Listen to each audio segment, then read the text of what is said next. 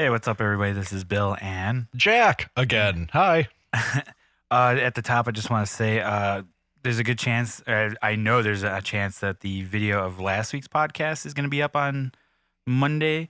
Sorry, it's late. I was just telling Jack I had a lot of complications. My little computer here cannot handle 4K for the life of it. 4K streaming is a little advanced. Yeah, not streaming. It's just the video. Like it was like this. What are you doing? Like, come on. Why are you making me do this? I hope computer. You're hurting me. It was funny, like having to take the file just off of that and put it onto my computer. Mhm. That was an afternoon. Okay.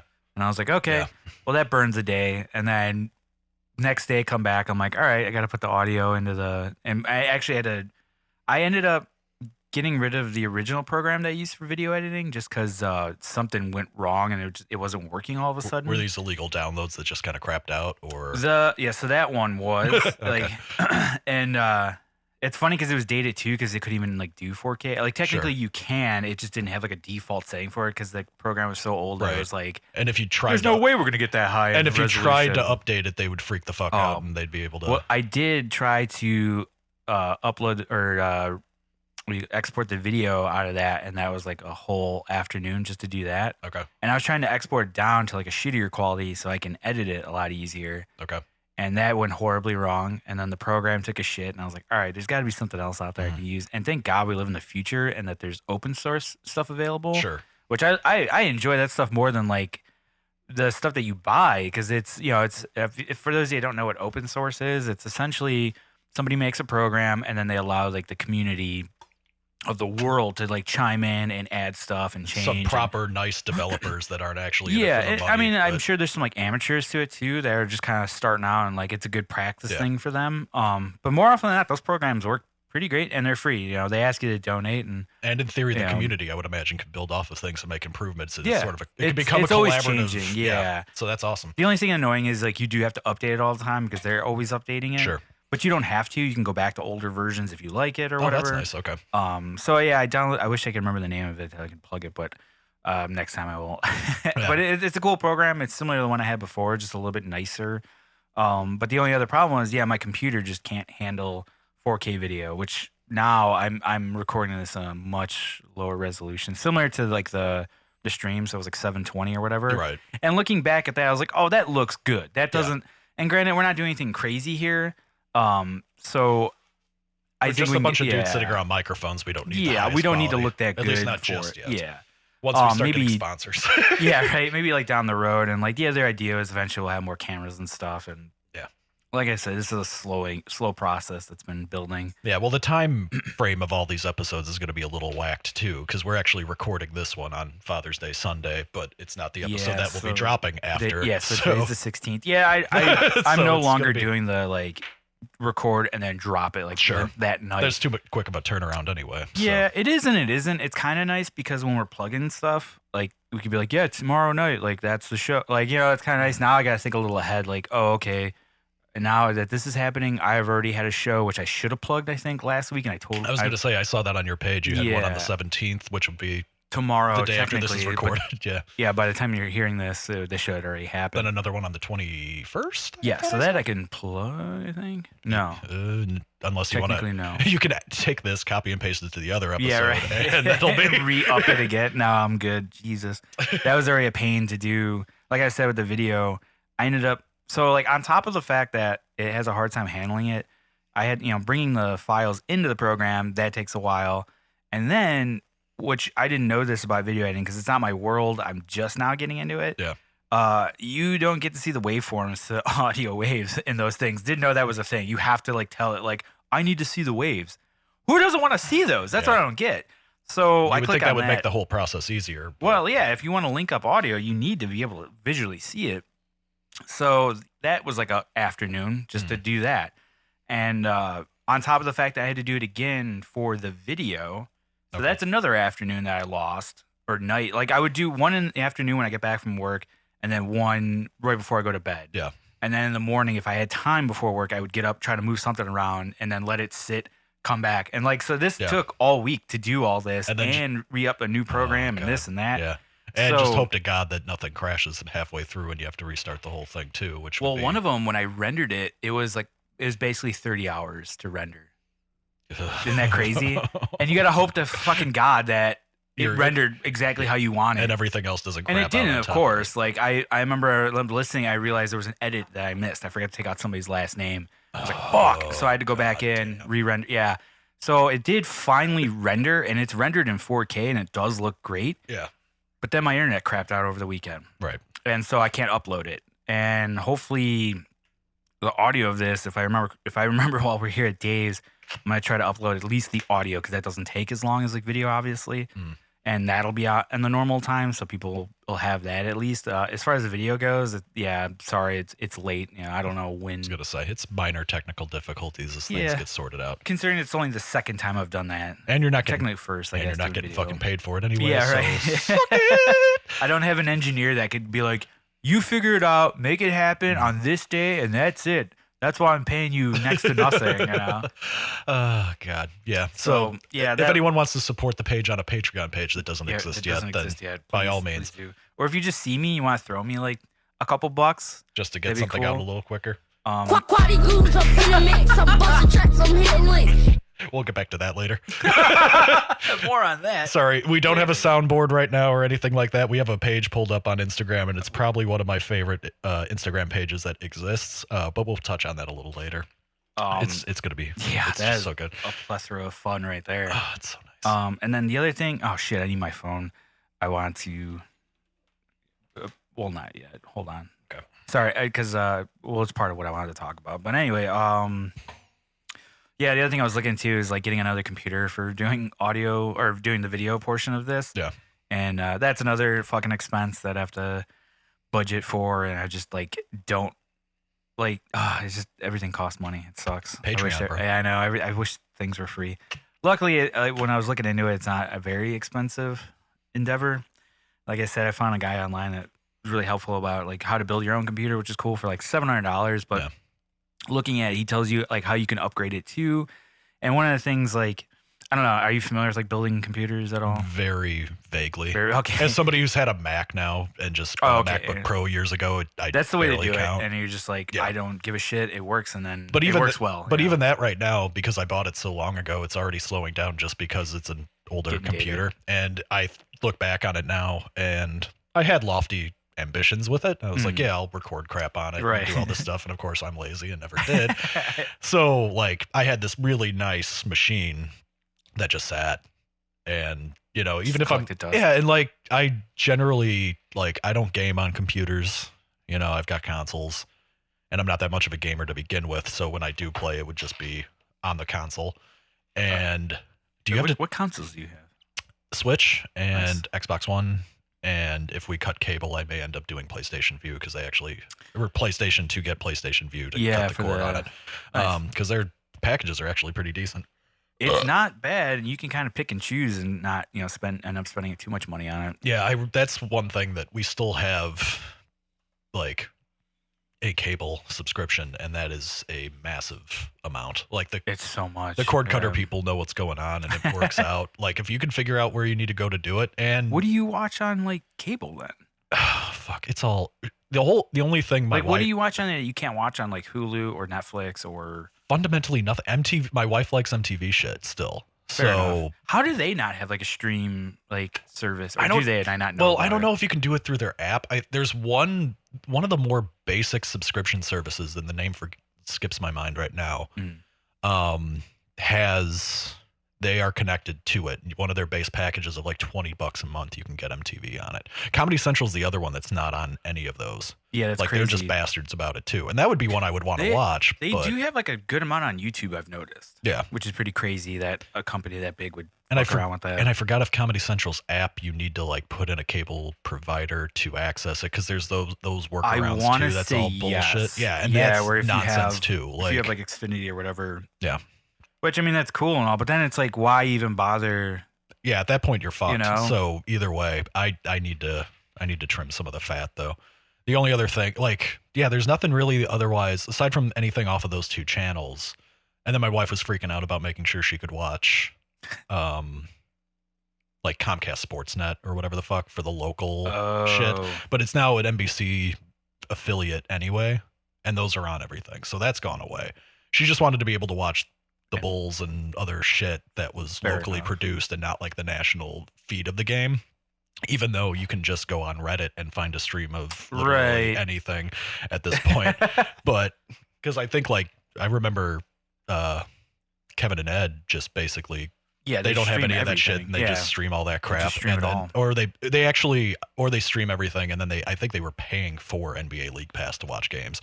Somebody they know has it or something like that. And that's only like so they're paying them to use it every once in a while. And you could do I think it's like $40 for League Pass for the NBA specifically, which my wife and I are huge into the basketball shit, so that'd be worth it. Yeah, I mean just for the season, it's like $40 for the season, which actually isn't that bad. I think that was with PlayStation View also.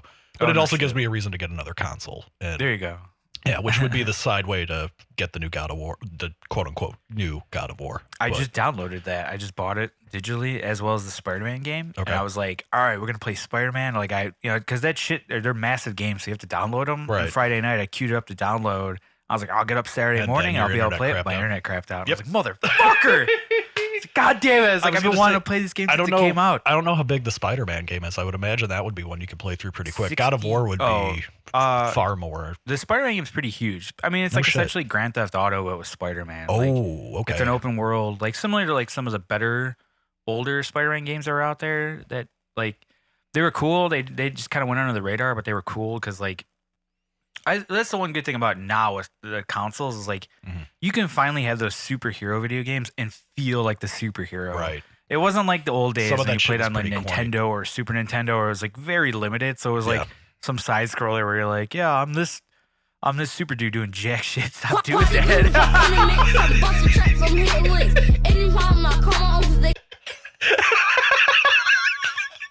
Try to make sure that it doesn't like close on you. That's partially, but it's just so damn funny.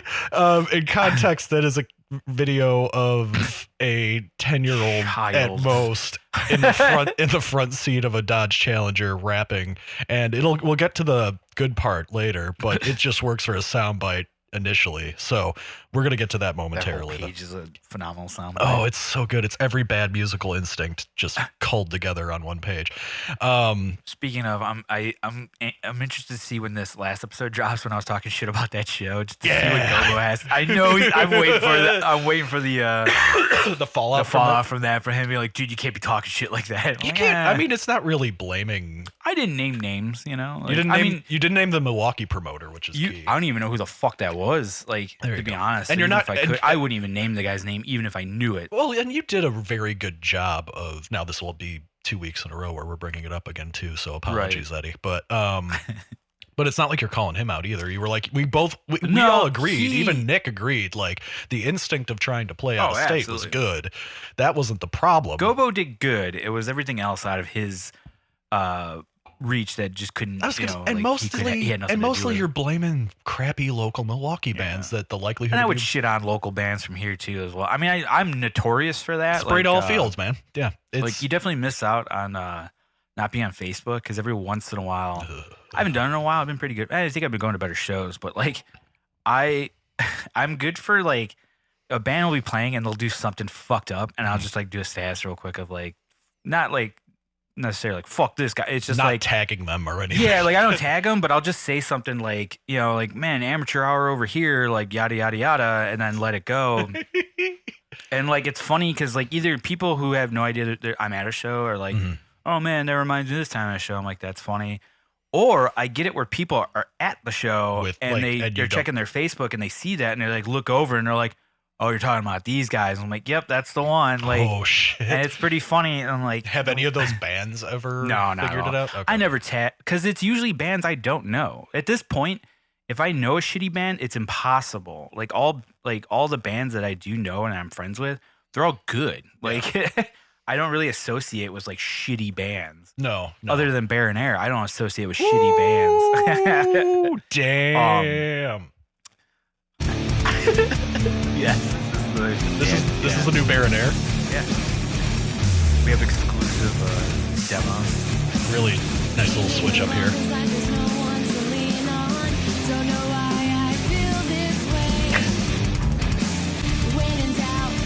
glad they're all born again, frankly, you know. These are all doing drugs now.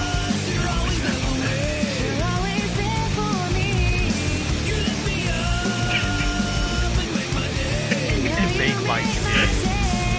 You make my day. And you make my day. Like, I You love always that. make my day. That part specifically. What if, like... It reminds me of, like, when I was trying to Every write shitty- well, that too, but when I was trying to write like proto lyrics in like middle school, and I had like the little journals and I'm just jotting shit and I'm trying to think of how it would fit, and then there's always that like back end of it where you're trying to fit it into the scheme of it. Right. It reminds me of the John Mulaney bit where he's talking about writing happy birthday on a banner and it's like big ass H, and then you lose space at the end, and it you're gets tighter. yeah, and it gets tighter and tighter and smaller and smaller. Oh, Yeah. that's definitely one of the, like, I like that. I mean, like, I like it because it's a train wreck of a thing that happens, but it's funny how that happens to lyricists. You're always there for me. But I mean, that's just a product of not having practice at it. Yeah. You know? Like, Oh god, that yeah. happens. No, and even and then you hear the ones where you don't know how they're fitting, like sign bands that'll be whatever. Because back in the day, yeah, where you read the lyrics and you're like, there's no way. none of this is fitting in there. Like, you're missing syllables and like, yeah, or you there's totally dropped a word. But yeah, you're or just they'll saying be you said screaming that. and portmanteauing multiple words, and you're trying to figure out exactly where it breaks up. And Right. it just it would make Yeah, no I've definitely sense. seen a couple people like do that. The Yeah. whole like shoehorning in like a lyric. Yeah, and as somebody who back in the day was really looking for that stuff, and that mattered to me specifically because that was the only thing I could actually contribute to a band.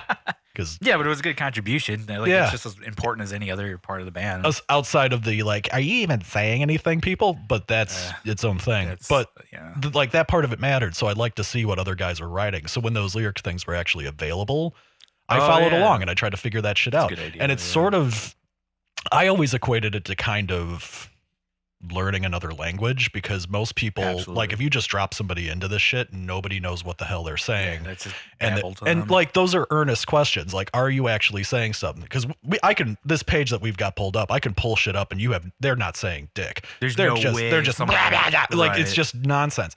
But there are some guys where it actually matters, and it was actually of import, and it was like telling a story and all the other fun shit, and that was always awesome. And when you could actually pick it apart and you could actually hear it, it was great.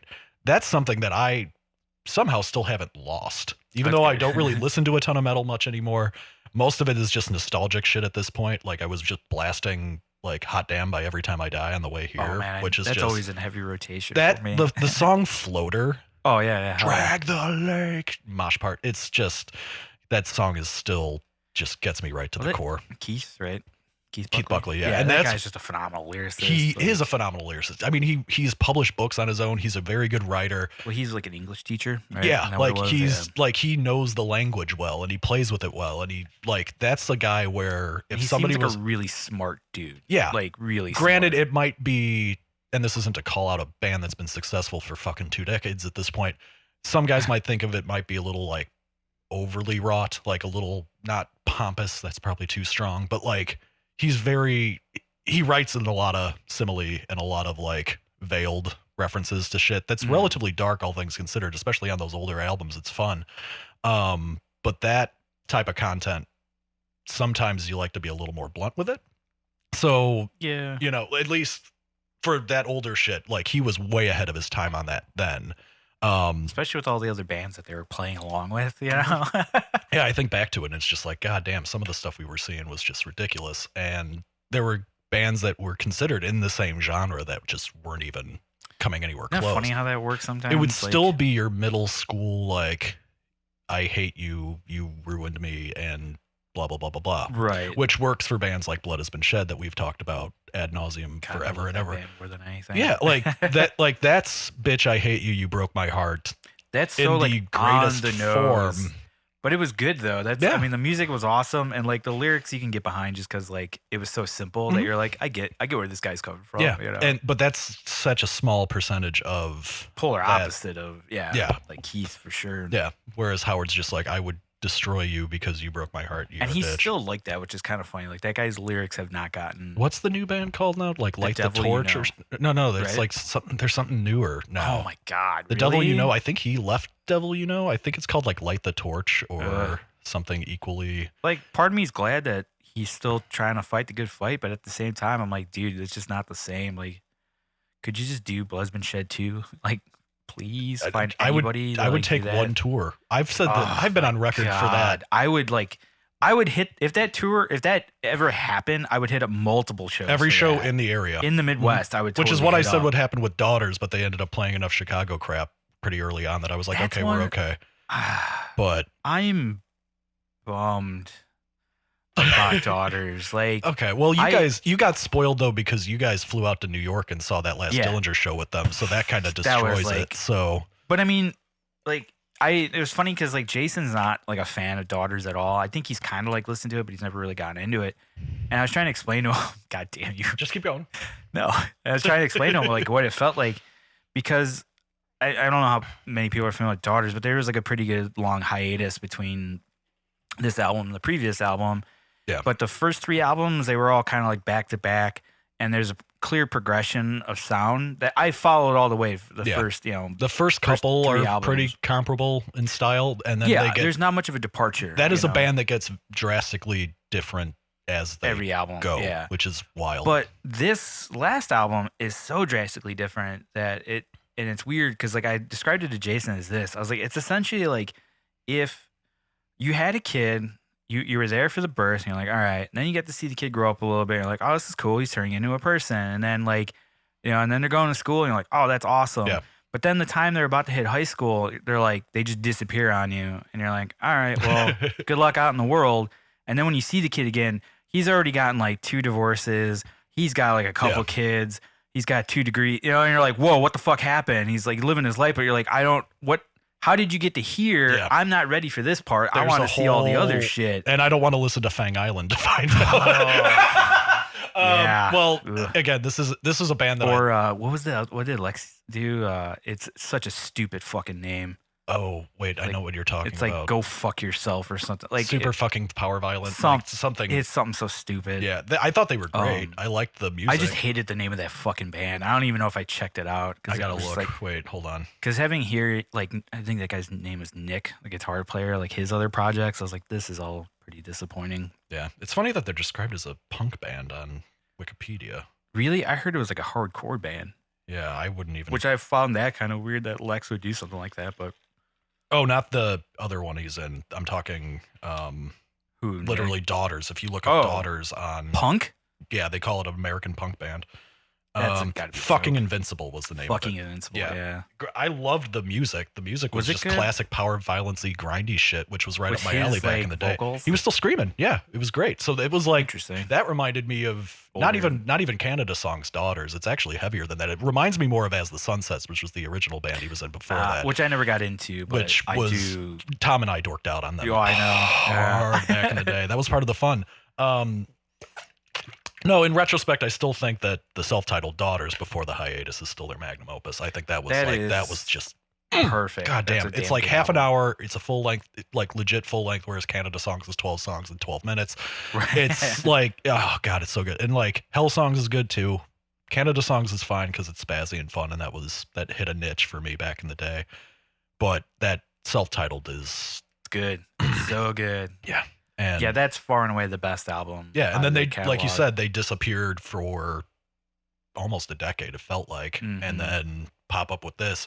And I love that they finally got like good press. Yeah, I'm like totally there too. I love that they're finally getting notoriety. Yeah, the self-titled looking back, like they did okay too. Like they got good reviews and everything.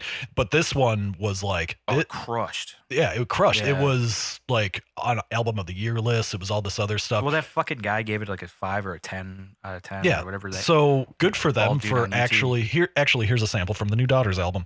Quality goons up in the mix, I'm busting tracks, I'm hitting links. Anytime I come on, cause they coming through and they drilling shit. Text your bitch, she coming through, she sucking dick. Suck my dick so good, I'm like, goddamn, you dirty bitch, you dirty bitch. He's 10. You dirty bitch. He's not getting any older. So yeah, like so that's a very large departure from Daughters. But no, it's you can see why I was like not into the new one. Yeah, exactly. I mean, it could be polarizing. It was more just the songs are long, I think, which for me, I have a very minimal attention span, which is clear by the metal I used to listen to back in the day was spazzy or grindy or shorter songs that really hit hard and then just got you out of there. I mean, like looking back, because I re-downloaded Blood Has Been Shed. I re-downloaded Spirals through Apple Music just to have it so I could listen to it in the car. That hasn't left my car in the last decade. Yeah, but like, so the car I have now actually doesn't have a CD player. Oh, it's so you have to do all streaming digital. or all Bluetooth, whatever the fuck, which so be it. It's fine. It's less shit I need in the car. But Spirals is 14 songs. It's 35 minutes long. And it just destroyed, like it just, so good. Yeah, it just, oh my God, damn it. So yeah, it just makes me really happy. And so like, it's those albums, like the short run attention span stuff. And I like, love all that stuff. yeah. I mean, And like, it's funny that I'm on Jason's podcast, basically filling in for him, but like Warforged, every single song on that album is at least like 7 minutes long. at least, yeah. And don't get me wrong. Don't get me fucking wrong. Great album. He gave me a pre-copy before it came out. Oh, it was nice. very nice of him. He wanted my opinion on it, even Really? though my opinion does not fucking matter. I never even got. I refused. You refused it. Yeah, I was like, no, gimme. I'll take it. I don't care. So like, it's a great album. Like what they've It really done. is. It's Like, an I'm undertaking. not- You could tell there was love and time put into it. Every song is like 9 minutes long, man. And It's I'm like, crazy. You really need to sit down and like. yeah, it's an immersive experience, and it's something where I haven't watched the video to it yet. In Oh, the really? full, so like having that whole thing was. That's a whole nother dimension to it. It's That really cool. said, though, the song with Danny on it fucking destroys. Oh yeah. And I immediately I was playing through the album finally the first time through, and I immediately DM Jason on Instagram, just being like, "Dude, this song is a fucking killer." Yeah, that was the second single that they released. Yeah, right? and I was like, "Okay, this fucking rips." And part of it is just I think Danny's a phenomenal vocalist, and you know that is part of it also. But yeah, Wait, that last Monday it was like, so that would have been when episode 101 aired. Warforged had a show at Cobra Lounge, and it was part of the tour that they're doing with oh my God, what's the name? Inanimate Inanimate Existence. Existence. And then Franco, my bass player from Roman Ring, his other band Wounds open, and then our friends Caecus from Champaign area, give or take, they came up and played. Okay. And that was a phenomenal show. It was a Monday night, which is always a hard pull for anybody, you know.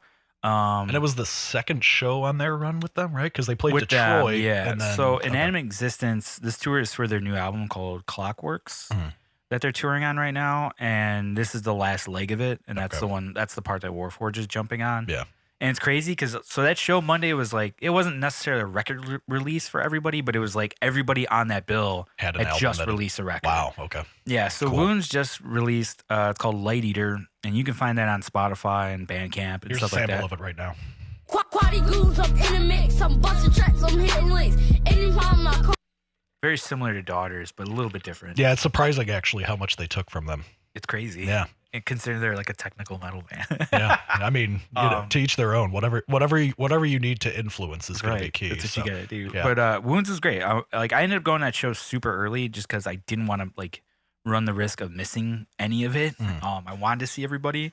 Plus, I knew I was gonna see a lot of friends there, and that was funny because I get in there, like I'm talking to people that are already there, and next thing you know, like every fucking minute, I'm getting tapped on the shoulder of like, "Hey, what's up, man?" I'm like, "Oh, hey, we'll catch up. We'll catch up." It was like every minute on the minute. It was so funny. It was a networking experience, and it was definitely a red carpet event, as we like to call it, where like all the stars are out. Oh boy. But no, it was great to see Wounds because most of the time they've done shows. They've always been on these crazy like festivals. Like it's 20 local bands and like one national. And as much as I love Franco, I'm like, I really don't want to like get to a venue at 2:00 in the afternoon just to catch you guys and pay like $30 fucking dollars. Like, and sit through a whole bunch. well, I wouldn't. I would just see them go. Nap in the too bed. old for that shit. Yeah. Yeah, get dinner afterwards at a reasonable time. Basically, yeah. But it was great to see them. They're a phenomenal fucking band. Like it's kind of, think of like Spawn Possession-esque. Like Okay. super technical, super fucking fast. That drummer, Nate, was actually one of the dudes we were looking at when Joe Jans left Roman Ring. Because I'm not trying to put down any drummers in Chicago, but they will all agree that this dude, Nate Brigard, is probably the best metal drummer in Chicago. Okay. Easily, far and away. And even Jason agrees, like, dude, that guy is so fucking good, you know? And at the time, he had just had a kid, so he wasn't even doing Wounds, and he was just like, yeah, I can't really do music right now. He's like, yeah, good for him. That's awesome. It's a great excuse. So he was just like, yeah, I got to concentrate. He was on the 100th episode, right? No. Oh, I've never had him on the show. Okay. Eventually, I will. Like, thankfully, I have Franco There's a connection there to Who's get the those drummer guys. that was? Oh, was that from? That was Adam from Thieves. Thank you. Okay, that's right. Another one of my favorite. I wish they were on that. If they were on that show, that would have been the perfect show. But here's a sample of Thieves. Quality goons up in the mix. I'm busting tracks, I'm hitting links. Anytime I come over. Also very similar to Daughter. A lot of crossover in the Chicago metal scene. Crazy actually, how much they sound the same. God damn. Anyway. Yeah, no. So Nate was one of the dudes that we wanted to get, but unfortunately he couldn't do it. And then and Jason was the other drummer that honestly we're just looking at the two of them. We're like, these two guys are really good at playing metal. We need to get one of them. Yeah. Nate couldn't do it, and luckily Jason could. And so that's how we ended up with Jason, which is cool. As Jason tours the country with Warforged. Right. But Wounds crushed it. Rick, the guitar player, is phenomenal. I got to geek out a little bit with him talking gear-wise, which is fun to do.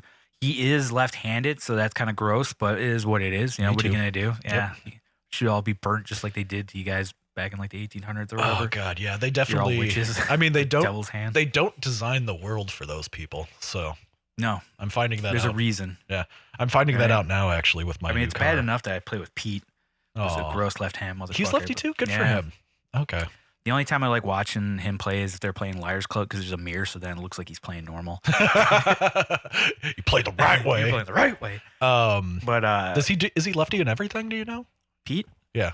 I think so. Okay, because those are the ones. Those are the ones that freak me out. The ones that are like quasi ambidextrous. Yeah, the ones that are like, oh yeah, I right-handed, but I do everything else lefty. I'm just like, no, dude, my right hand. You could cut my right hand off, and it would not make a difference to my day to day. That's funny. Yeah, like it's just everything is done through this. Like all everything. Left, huh? Yeah, the only thing I would do is shake hands with the right because that's what normal people do. That always pops in the back of my head whenever I shake hands with like my lefty friends. I'm like, I feel so bad that I like. Well, but I'm sure at this point you guys got to be used to shaking hands. The problem with that too is the old like super masculine male trope is you have to give like a really firm fucking grip handshake. Yeah, how type strong of thing. is your left hand though? My left hand would be fine. I would. Or I mean your right hand. Exactly. No, I probably grip like a complete wuss. Like if I'm just like, hey man, how are you? I never really noticed. Yeah, but like it's just it doesn't feel the same. I could break your fucking hand with a lefty here, and you guys but then we'd be fucked. Exactly. On the other side, you guys would completely invert it, but I live in a righty world, and that would be a sick power move to just reach out with the left hand for the shake. You should just do that every time. So I used to do that. Really? Not as an adult. That's just like I would throw somebody off. Oh well, because I would do that like in an interview. Like as a kid. Oh. Well, as a kid, I just went with the instinct. You know, like I'm lefty. Yeah, I'm left-handed, and as a kid, I was just like, "Hi," and like the other kid was like, "What?" Yeah, or the adult or whatever the fuck it was. Like, yeah, do we just bump? All right, yeah. Oh God, yeah. So that used to happen all the time, and then somebody actually had to tell me like, "No, you shake hands with the right hand." This is America, buddy. Yeah. Well, my dad used to tell me stories like he was one of the old. Either your folks left-handed? Everyone in my family, but my mother in my immediate family. I have one sister, and then my two biological parents, obviously. So it's just the four of us, but because the way genetics, I guess, works, I would imagine the lefty thing is like a recessive gene that'll come through your dad. Is it? I don't know. I don't know how that works. I've always wanted to kind of look it up, but I'm also not all that interesting. My dad, myself, and my sister are all left-handed. And then and then my mother is the only righty. Weird. And then in another weird fluke of genes, they all have glasses, and I still have 20/20 vision. Shit. Yeah, so it's just one of those weird fluke things where I got statistically the other on both, and it ended up working out, at least for the eyesight element of it. I've never needed any of that shit, so thankfully. But all right, I'm getting through. So I got through my one coffee. Sponsored by Madrinas. Where'd that go? Like a motherfucker. I know. This is one. You can't do this to me because it's just the two of us. If you walk away, I'm gonna have to like pause. Oh, don't worry. Here's a sample of me talking. Quality goons up in the mix. I'm busting tracks, I'm hitting links. Anytime I come on. Ironically, I do almost have to pee after drinking all this coffee. Yeah, the key is to do the deadpan into the camera every time I do the soundbite. I do like that. Yeah, that's a key element to this going forward. By all means, if you have to, you have to. I'll subsist. It's the old tour way. I just keep going until it just hold till you explode. Exactly. Once the button hits, then you that's it. Jet off and you're good. So. But going back to that show, Wounds absolutely killed it, and yeah, like I said, they just released an album or EP, Light Eater. I think it's like 5 tracks, and it just kills you. It melts your face. Like definitely worth checking out if you like metal. And then are they signed or is it just like they are? They just signed to a label called Everlasting Spew Records, I believe. Everlasting Spew, something like that. Okay, I could be wrong. Might need to get that right. Not my label. Sorry, Everlasting S-Word Records. Yeah, there's too many of them. I still think Ferret exists. So in our hearts. Yeah. So I'm so lost on that. But and then Caecus played, and I met those guys maybe 4 or 5 years ago because we did a show down in Champaign. That was another good moment of me texting in the middle of it or putting a Facebook status up and then somebody catching it. Okay. I'm trying to think. The first time I met them, Warforged played a show down there, and I drove Warforged down there, and they were playing this place. I forgot what it was called, but Pete knew what it was. It's kind of a bigger venue in and around like the college campus down there, and it wasn't like a super big crowd because it was like a weird. I don't know if it was a weekend or a weekday, but as the show's like progressing. Like any live show, if you're doing front of house, whenever there's a changeover, you have music playing. Yeah. You know, because awkward silences are awkward for a reason. Yeah. And I don't know when it was, but like the bands were doing a changeover and it was dead silent. And you can hear a pin drop, and everybody's moving gear. Yeah. And like I went on Facebook and I was like, I'm no front of house, but I'm pretty sure you should have changeover music during a fucking changeover. Yeah. Just so you're not hearing random conversations next to you. Next thing you know, I get a fucking text from my buddy Jake, who like tour manages for Soil and stuff, and is like from around the area. Okay.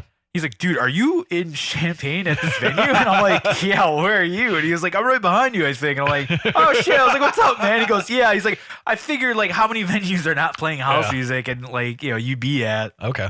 So that was fun. Small That was nice. a good time to see him. And at that time, Caecus was young. They were probably like 18.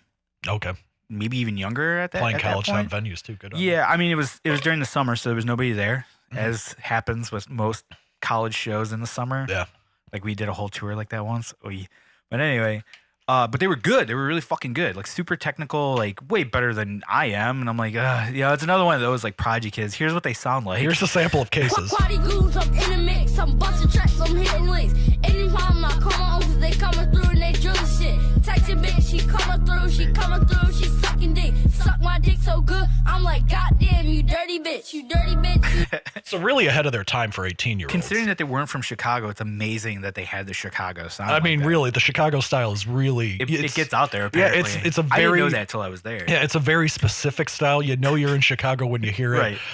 And it's really ahead of its time. Kind of like touches on it. Yeah, I mean, you got it for as young as they were. Yeah, I mean, God, to be 18 and to be hitting it like that, it's really bold. It's really amazing. So, but no, so we ended up staying at the guitar player Kenny's place, and his folks are like the coolest fucking people ever. They're like the like very typical like metal parents that like go along with it, and they're just fucking awesome. Yeah, like let the kids practice in the basement, make all the noise back in the day. It's like have fun, you kids are doing it, and like really you cheered them on, which is great. And so then Rum and Ring ended up doing a show around that area, and we crashed with them too. And like once again, like Caecus killed it. And then so they also, like I said, everybody released an album. They just released one, a parting shit. I wrote it down on my phone. Hold on, I need it for a second. Yep. But they've been interesting to see the progression of that band. Because like I said, and when they started out, they were absolutely amazing and just like crushed it all the time. And A Parting Current is the name of their current album. That's also on Spotify, and I'm sure Bandcamp and all those. So you guys already heard a sample. You'll know if you like it or not. Right. If you like that sample, then you'll totally be into this. But that's a full length that they released, which is pretty cool. And I believe Dakota, the bass player, is the one that worked on that album, like engineered it and maybe mixed it. I'm not sure. But it's cool. It's definitely a different vibe musically than what they were doing back then. It's not quite as technical, but still kind of is. But now it's just a bigger sounding, like there's nothing really ambient about it, but it's just like they have these bigger parts and it sounds really great. And everybody in that band is like a phenomenal musician. Yeah. And at this point, they do have a new vocalist who was their guitar player, is now doing vocals and guitar. And that kid killed it, man. That was the first time I've seen him as their front man. Okay. Phenomenal front man. Nice. That dude was awesome. Like he was just on top of it. It was really great. And proud of those dudes, man. They're doing it, and hopefully they just keep doing it. And keep at it because now they're in their like early 20s now. Okay. So yeah, just old enough to play the bar scene and be able to drink. Yeah, finally, welcome aboard, guys. And then after them, Warforged played and they killed it. They crushed it as always. And it was funny because talking to Jason and Adrian, they both were like, I don't know, man, our show in Detroit was a lot tighter, and like I think we played better than. And I was like, really? I was like, I thought this sounded phenomenal. Like, I don't know. I'm like, geez, guys, it sounded good. Like, well, I think even on their like bad days, they still sound better than most. And 90% of the people wouldn't even realize anyway. I never noticed any. Yeah, unless something legitimately goes out. Most aren't. Unless somebody totally drops out, then I'll notice. Yeah, because they mentioned because I talked to a few of them, they mentioned little parts that they were like, yeah, I totally biffed this or missed this. Yeah. I fucked up one note. God damn. Like, dude, that was like a millisecond. I totally missed it. It's one note in a string of thousands, but they sounded great, man. They were like dialed in. Like they had a really good sound. Of course, our buddy Spencer Morris was doing sound for them. That dude's phenomenal. Like I'm always like stoked whenever I see Spencer at a venue. Even if he's not doing sound, I'm stoked to see him. But if I know he's doing sound, I'm like, all right, we're in good hands. I have zero to worry about. Do they source those guys in multiple venues, or are they? I wouldn't know that part. That's the part that I would that's imagine a whole nother world. Yeah, I would imagine all of that shit is like freelance for the most part, unless there's specific venues that can actually afford to have guys like on the payroll. Well, it's interesting because like I'm friends with a couple of those people now, and I've been wanting to get a couple of them on the show just to get. Because nobody, like you said, like nobody really knows anything about the front of house people or the monitor people and all that stuff. They're the ones that actually make the band sound good. Right. So they can come in, like bands can come in with thousands and thousands of dollars of actual good equipment and stuff. But if it's mic'd like shit and sounds like shit, it will not matter. Right. So you might as well be playing first stage stuff. Yeah, right. But Spencer's good. And then there's my friend Cheyenne that usually does monitors for us at Reggie's a lot of times. Okay. And that always makes me happy because I've never had issues with monitors when she's doing the monitors for us. Like it's always like perfect. I can hear everything. Yeah. And it doesn't take much to dial in. Like it's just like a quick, like we play through something and like by the time the song's done, it's good to go. Yeah. I think we actually have a sample of Cheyenne's work right here. Yeah, hold on, let me pull it up. Click on the video. We're having monitor problems. There we go.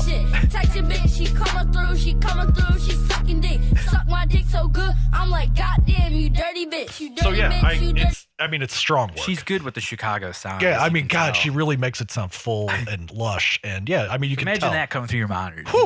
I can't even. You're in heaven. We're just plugging this into an input. This frankly, is not really doing it justice. Cheyenne, if you're listening, I'm sorry, we are not doing your work justice. It's phenomenally done. Anyway, but she also has done live sound for us too at Cobra before. I've seen her do shows like live sound. Another one that's really fucking good. And yeah, Spencer's good too because he mastered the Warforged album. Okay. So that dude already has like an idea of like what he would know that sounds good. So he knows that music inside out, which is great. Because a lot of people were complaining that Adrian's vocals were a little quiet in the mix. Okay. But I was like, that's kind of like how the album sounds. Like his vocals are a little buried in there a little bit. It's more a part of the rest of the piece, which is what I noticed too. It's not something that it'll necessarily stand above and beyond. And that's not a knock on the vocal quality. Don't get me wrong. It's more a subset of the rest of the presentation. The bigger picture of everything. Yeah. And the fact that he also will do instrumentation too with the vocals, I would imagine without him being in the room and not being able to ask him directly, he probably views it more as that. Whereas a guy who probably will just do vocals and like schlub dudes that had no actual instrument. It's your time to shine. Yeah. So like that's all you got. Otherwise, if you're adding, if you're somebody like him who's doing these multiple layers on a much larger, grander piece and scale, you don't really need to stand above and beyond. Right.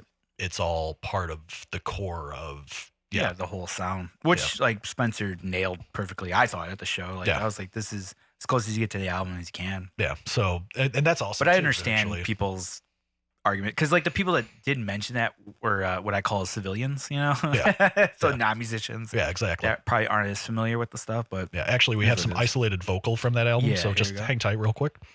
I'm getting sick of advice, wasting faith in my vibe. Keep smoking my vibes, I'm getting high every night. Like a broke down smoke till I'm up in the sky. But I'm low. Hey, stay positive. Hey, all they ever say is stay positive. Hey, I'm positive that I'm Spiders. Oh, there's so much low end on that. It's so terrible. So, like, as you can see, taken out of the rest of the piece, isolated, it's fine. I mean, don't get me wrong; they'll still smash. Stellar vocals. But when you put it into the rest of the piece, it really comes through, and it's all this one symbiotic relationship. Yeah, I mean, it's a necessary evil. I mean, you could just set that right there, and you're good. But I've really woken up a beast with this. Yeah, this is my new. Like, if I'm on this more often, and this is just an ongoing bit, this is killer. This is so fun. And again, we will get back to the source on this shit momentarily. Where the Chicago sound is coming from is a very specific and probably my favorite page on Instagram. It's pretty good. That I've ever start following. Found. Yeah, it is. It's every bad musical instinct that we've ever heard, known, or anything. From back in my day to your current day to any day. It's the best of the worst. Yeah, it really is. And it's like a perfect amalgamation of all of it. And it really brings me joy. I mean, but for them to have so many versions of the Chicago sound on there too, I think is crazy. It's really key. Yeah. The guy has to be from Chicago. Yeah, the guy's really tuned into the current Midwest at least. Yeah, God. Perfect.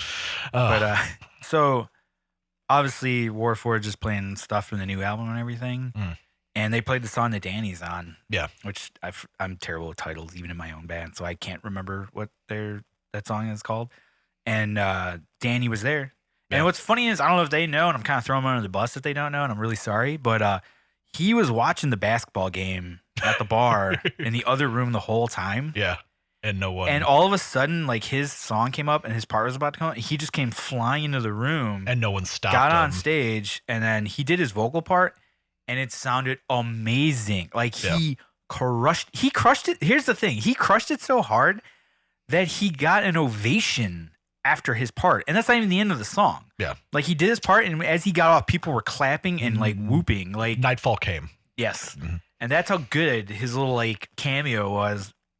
And he literally got off the stage and ran back to the bar to watch the rest of the game. Yeah, could not have given a shit about the rest of the set. But it was phenomenal. And then I was joking with Gobo at practice, like the following day, that all the videos I saw online were just him singing with Warforged. Yeah. That's how good he was at that part. But that's one where, like, and again, like, I try to control myself, like, being effusive in my praise for him. Like, I've always, in anytime I've been on this or whatever, like, he replaced me in Wasted Fortune that became Barren Air. And like, I was like, and granted, like, and we poached him. Yeah. And this is a band that now is primarily instrumentation. Eddie will pop in on some vocal, but it's much more spread out and everything. So neither mine or Danny's vocal style fit what they became. What they became. What they became for sure. And they were getting into that, like, as that was happening anyway. But like, when I quit and then I found out he replaced me, and then the recording I think they had with him on it was still my stuff. So unless he changed some things. I think he changed a few things, but which is fine by all means. I think he kind of wanted to keep it because you had written all that stuff. Yeah. So I think he wanted to keep a lot of the lyrics, at least I know, were me, and a lot of it was still fitting what I had written. And that was at least when I was peaking at being able to put that within the structure of a song. I don't want to say I was bad. I just was never instrumentally talented, but I was able to figure out and be able to fit words to a song by the end of it, at least. I at least left it the best I could have done. But yeah, so he filled in and everything, and I was just like, Jesus Christ, why the fuck could I? Because like, one of my favorite, I mean, this is going back now, but when he replaced Nate Johnson in I know. And I was like, he's literally the next best thing, if not better. It was almost initially, I was like, Johnson. I don't want to say he's a clone of him, but like, Nate Johnson was one of my favorite metal vocalists during that whole time. Premonitions of War bangs so fucking hard. There's not many vocalists that I know by name, and Nate Johnson's one of them. Yeah, and that guy's so good. Yeah, and like, Deadwater Drowning was a really great band he was in. When Deadwater Drowning broke up, but there's a band called Final Battle that he was in very briefly, and they actually just dropped some songs just for free on Bandcamp, and it's very him on it? Yeah, and it's very comparable to that. It's just moshy metalcore stuff from back in that day, right? But it still just fucking destroys from him. So when Nate was in Through the Eyes of the Dead for that album, Malice, right? Yeah, maybe that sounds right. I don't remember any of that at all. That album's awesome. That album's awesome because in large part Dave because he's Johnson, on it. And then like a dude I knew just from our little back in the day from our Chicago scene. Here's Danny's vocals. This is their Joni, if you guys didn't know. Yeah, this was Danny's original band, or Joni. Also had Franco from Roman Reigns. So you can, and this is old. Yeah, it's really old. They hadn't done this band for a while. I would argue this is a predecessor for the Chicago sound now. They might have been one of the ones that started the Chicago sound, actually. Ho, you don't even know me. Ho, you don't even know Spook. Ride around that Challenger. Turn up in that coupe. Woo! So yeah, really progenitors of the sound. It's unbelievable. But they should have stuck it out, but go on. So when he initially, like, he was good with, like, in all the local stuff, and it was great. I didn't know that he was really training himself and building himself up. And yeah, when he really worked his ass off to sound like he does. And when he replaced him, I was like, God, that is a really fucking high bar. Like, and it doesn't matter now because we know historically what happened. Right. But like at the time I was like, man, like I really hope that like he gets on this and he lives up to it, because that's such a high bar that if he drops this, everyone will shit on it. Right. And nobody did, because it sounded so on par that I was just like, what in the fuck? Where the hell did this come from? It's so good that fans of Through the Eyes of the Dead give Roman Reigns so much shit about it. Yeah, like it's one of my favorite things about having Danny in our band. Wait, what do you mean? Dude, anytime we post something about Roman Reigns, it's all Through the Eyes of the Dead. Well, no, like, you know, obviously Danny will post stuff and he has fans that are, you know, fans of his because of Through the Eyes of the Dead. Yeah. And there's always some comment of like, why the fuck would you be in this band when you're in Through the Eyes of the Dead? Like, it's so fucking funny. Well, Through the Eyes of the Dead didn't exist for like several years, for a right? while, They like basically broke up. They went on hiatus for a long whatever. Time. Yeah. Which that was cool because like it was like inside baseball having Danny in the band, because we were like, what's going on with that? Yeah. I was like, well, there's talks of us doing something. And like we knew everything that was going on before it even hit Lamb Goat, if you will. Yeah. And so it was cool. Like we got to hear tracks before. Yeah. So they that really part of post it's anything. super fun. So that was like really cool, and we're all stoked for it. And it's not, there's nothing bitter about it. Like we were just like, fuck yeah, more of this. Like it's great because let's be honest, it's good exposure for us too. Regardless if it's people are like, this isn't Through the Eyes of the Dead, it fucking sucks. Like, sorry, but you even know, though I would think there's a little bit of crossover, but hey, whatever. You would think, but people are very specific about their metal. I guess I know, you know how internet people are, and yeah, some kid probably in the middle of fuck nowhere. I was one of those little bastards for a very long time. I think you were a little more tolerant than. Well, that was actually probably when I was listening to the most variance of music, so maybe. But I also had very hardened opinions, and if I thought something sucked, something sucked. So who knows? Oh yeah, I mean you gotta. It was probably a middle ground at least. Yeah. But yeah, I've never really. Thankfully, I think I've bit my tongue on being so effusive in my praise. And I've never really tried to like suck his dick too hard when I'm around him, because like please don't. I was gonna say one, I don't think he cares. One, I don't think he needs it. He's had enough of it probably anyway. He does fine. But yeah, for what you know, Danny, I appreciate your vocal stylings. But yeah, it was pretty crazy for him to have filled in for a guy that was so renowned, even though he's also.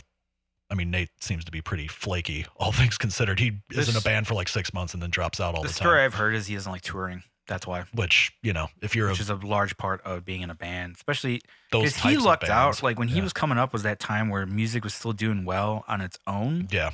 And there was money to be made. Now it's like you have to tour if you want to make money, which is unfortunate for him because then that's the part he hates. The grind of it is brutal then. Yeah. So that's why he keeps popping up on EPs and this and that and doesn't do shit, which really sucks because I did get to see him. Were you at that show at Metro? Would he have been with Through the Eyes of the Dead? Yes. Or no. Where I did get to see Nate Johnson. With I don't think I ever saw him in any of his bands. Really? I saw him with Through the Eyes of the Dead and it was fucking phenomenal. Yeah, I can imagine. So good. Yeah, live it's probably a really... Actually, I think we have... Nah. We might have a live clip from that. I was going to say, I don't want to do injustice to I got that. friends at Metro. They hooked it up. Actually, I'm just getting the email now. Yeah. So... But going back to that show, and so then after the Danny track, they did the one that Eddie Lamperis is on, and he was there. He was at the show, and I was like, "Oh fuck, it's the Eddie song!" Like, I can't wait to see him go up there, and like, because his part is like one of my favorite parts too, just because his vocals are so different, you know, and like he over that music sounds really fucking good, and the part that they did, you know, have him on is awesome. And it sounds great live too. And I was like, all right, he's going to do it, right? Motherfucker didn't get up there.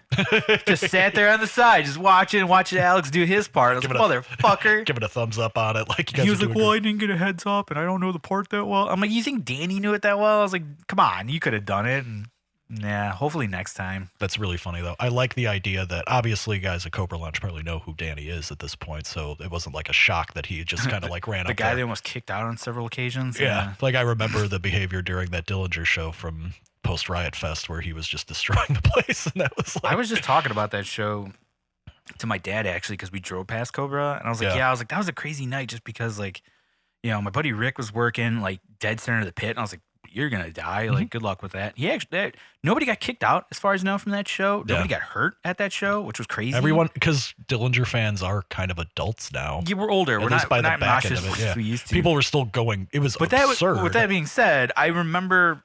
I think it was like 6 songs in. I like look over and I see Dave, the manager of Cobra, on stage. And I was like, he's not gonna stage dive, is he? And I just whoop right in. I was like, okay, I guess that's it. Gloves are off. And the next thing you know, half the fucking crew at Cobra was jumping off the stage. And I was like, all right, that's a free for all. That was a super special night, though. That was the last time I saw Dillinger. That is a one-of-a-kind show. Yeah, it was an after Riot Fest, sold out in 2 minutes, like one of those little secret shows that they do post Riot Fest. And it was technically... It was great because we had insight on that. Wasn't that? I was going to say somebody must have had to because I don't know how I got in otherwise. We knew well ahead of time that was going to happen. We didn't have...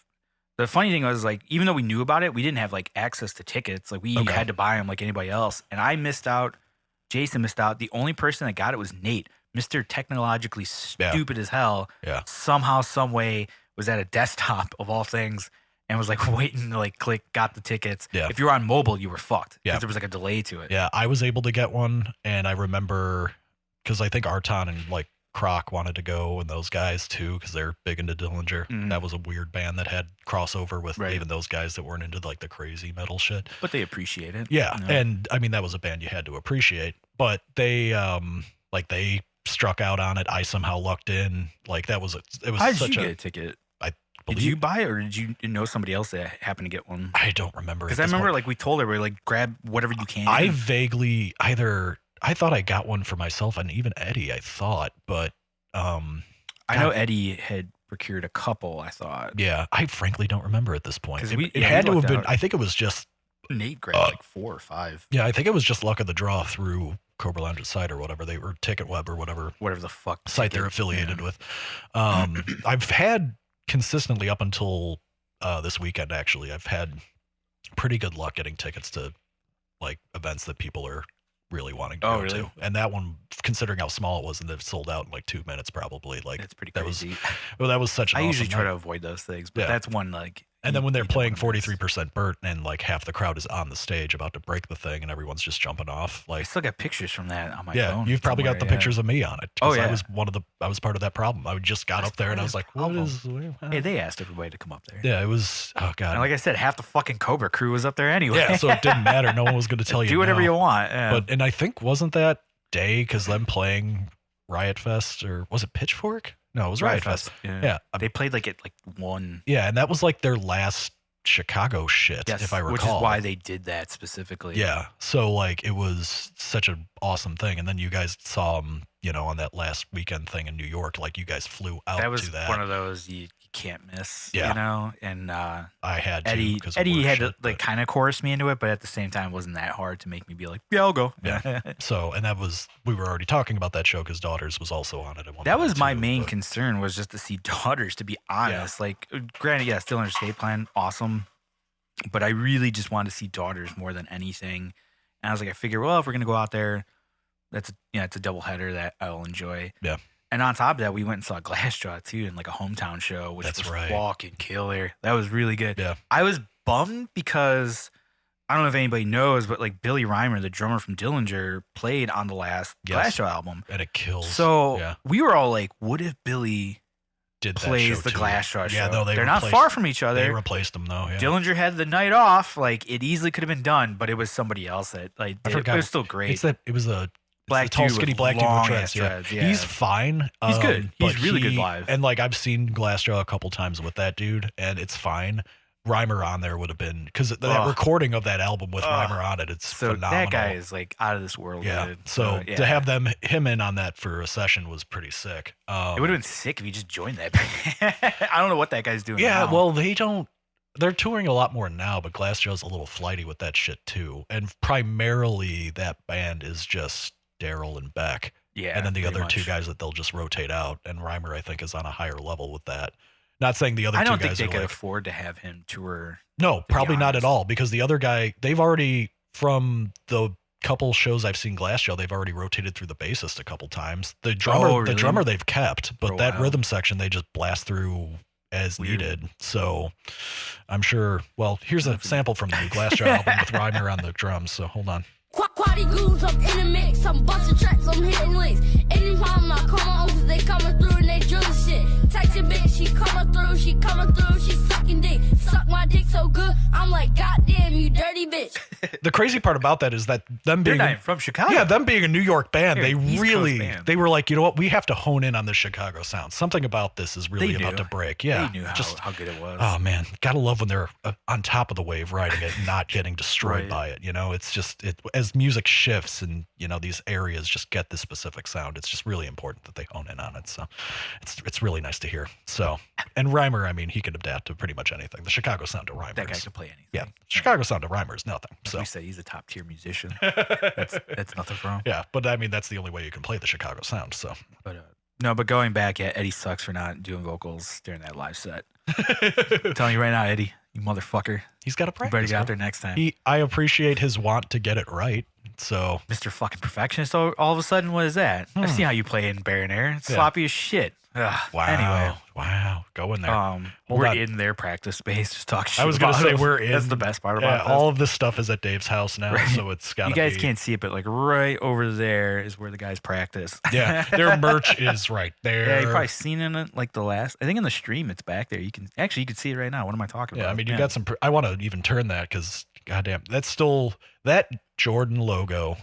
The Carolina colors. Jordan logo. Where it's at, though. Yeah, I've got the Bulls color one from when they first pressed it, but that fucking Carolina blue is so good. Just absolutely brilliant.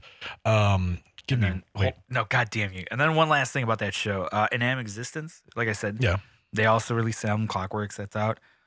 They're good. It's Ron Casey is the drummer, which is like, once again, if I know a musician's name that I don't know personally, they're doing something right. Yeah. And Ron Casey is one of them.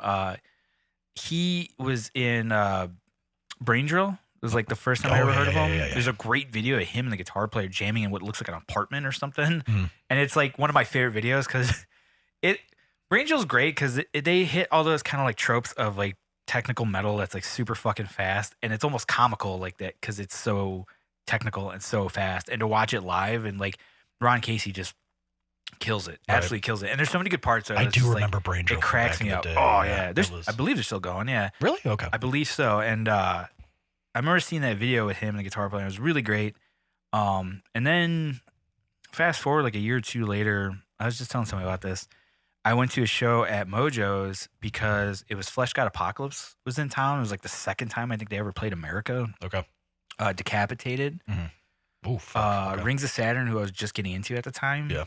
And there was somebody else, some other pretty big band. But I remember like I saw that the show get posted and I was like, I have to go to this show. Like I want to see this so bad. Nobody wanted to go. Like none of my friends wanted to go. And I was like, all right, well, fuck you guys. I'm like, this was the only show I've ever gone to by myself. So I was like, fuck this, I'm going. Luckily I did run into a friend, Steve Burgess there, which was really cool. Nice. Okay. And I remember him from back in the day. Awesome, dude. He's in a new band. It's slipping my mind right now. They just had a show recently the other day. Fuck, I'm an idiot. I wish I could remember, but I can't. Well, Steve, thankfully, we've got some samples. So give me 1 second. Here's Steve Burgess's new band.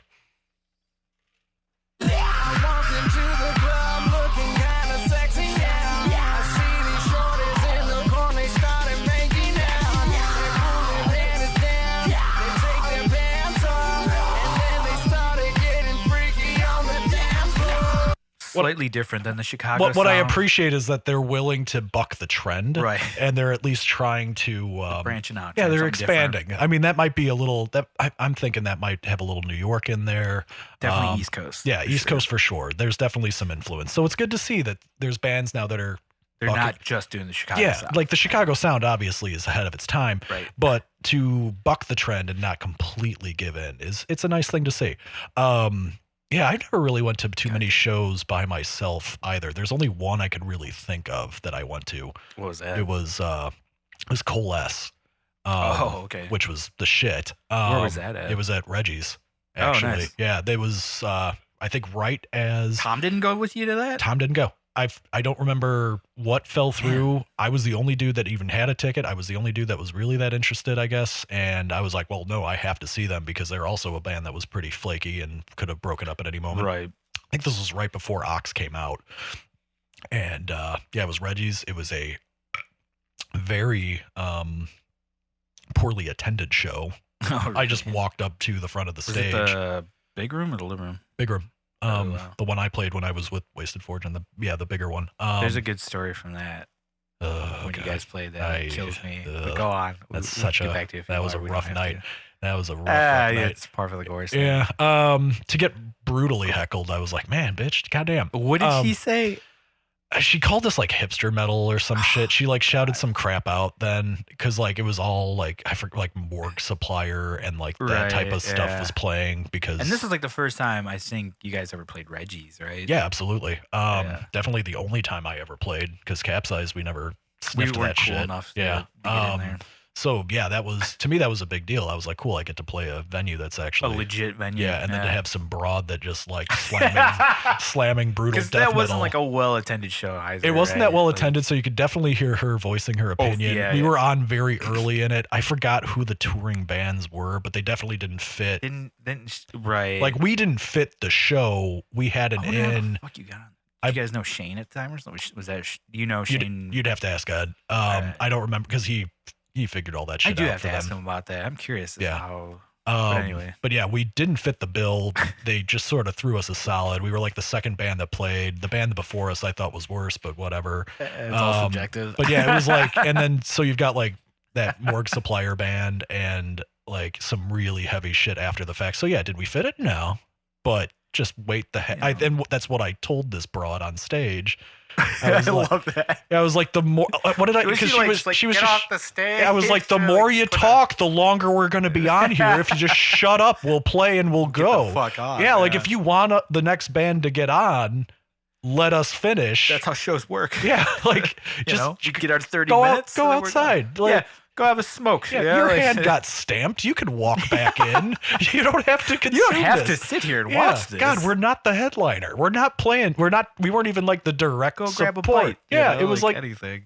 Girl, damn. And like, that's so funny. Yeah, well, it sucked because Jess went and my now wife, when we were dating, went. She brought like a girlfriend of hers and like her now husband or whatever went to the show, who I didn't really know. She like knew this girl from like beauty school or whatever. And she's just like, yeah, my boyfriend's in a band. It's like, it's totally cool. And like my brother's in it too. So it's kind of sweet. Like it's a family affair. It's like real. That's not how she talks. Sorry. It is, but go on. I always did that to this one chick I was dating. I'd be like, I do that voice. Yeah, she's like, I don't sound like that. I was like, you totally sound like that. She's First like, of all, fuck you. First of all, you sound like it to me sometimes, and that's sound enough. Like that all the time to me. I don't know. But that's more just the standard like band horror voice is what I was doing. I just like doing any girl voice like that. Yeah. Oh my god! Like seriously, this is bullshit. I just don't understand why you want to do that. Yeah. Why just play? I don't sound like that at all. Oh my god, Katy Perry. Yes, you do. It's okay. But yeah, so she brought them out like because it's like, oh yeah, they're whatever, and they hear this fucking heckling and shit. I was just like, this is fucking and probably like, hey guys, thanks for coming out and paying like $10 to not watch anything because they like left after they paid $10 for Wasted Fortune and left. Like good on them, but like and then so to be, I would imagine those optics were not the best because it's like, man, they must suck because we don't know any better and they got like heckled right away. And I was just like, god damn. But like, yeah, the one thing I was like, I mean, my strongest suit for sure when I was in the band stuff was my live performance crap. The technical aspect, whatever, sure, fine. There's definitely better.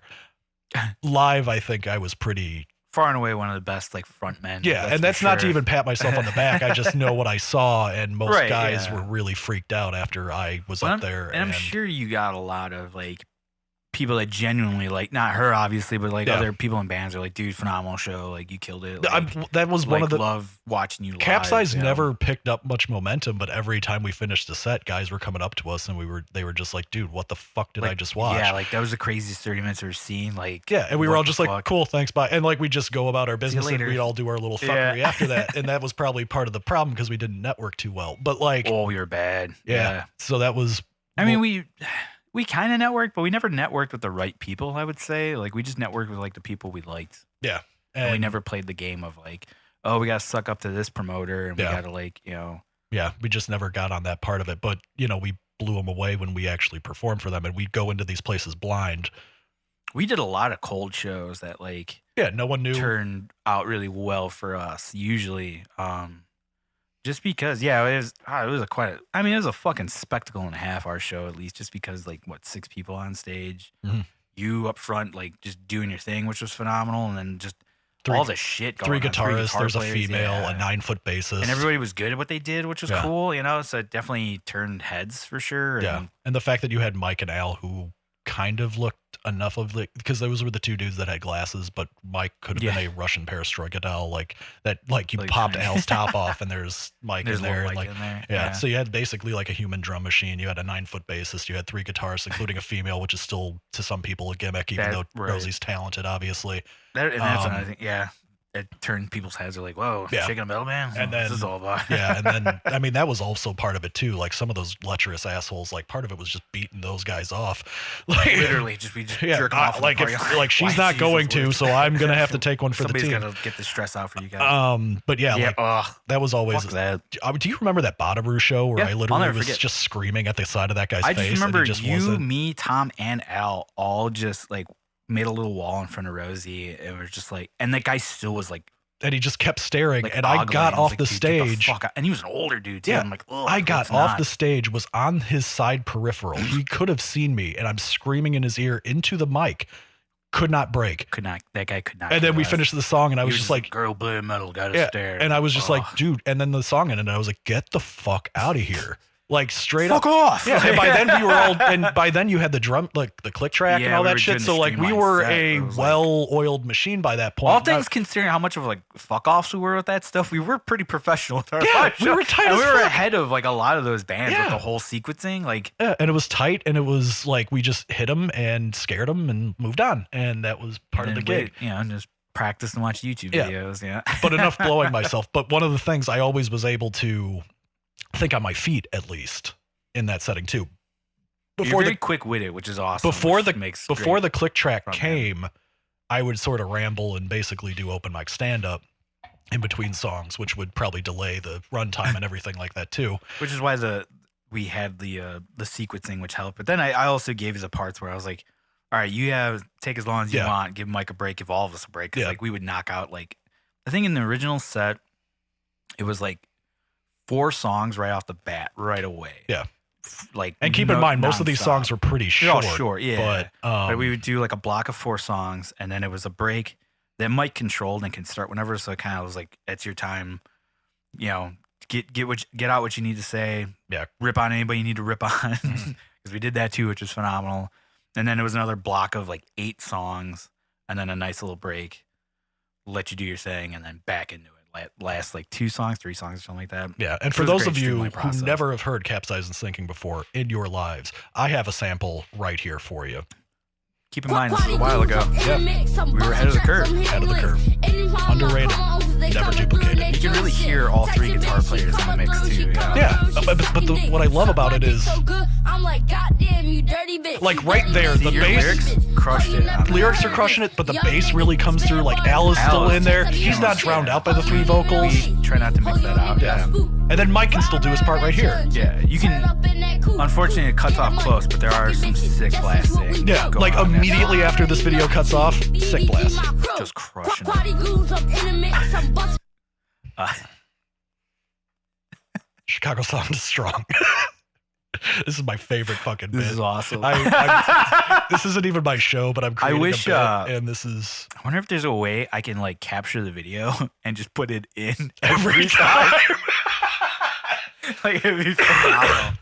Oh, that could be. I'll look into that. Maybe it might slow the process down even more, but it might be worth it. It's good for the That was another thing I wanted to do with the last video. Was like every time we were talking about Pokemon shit, I wanted to throw up a picture of one of the Pokemon. Yeah.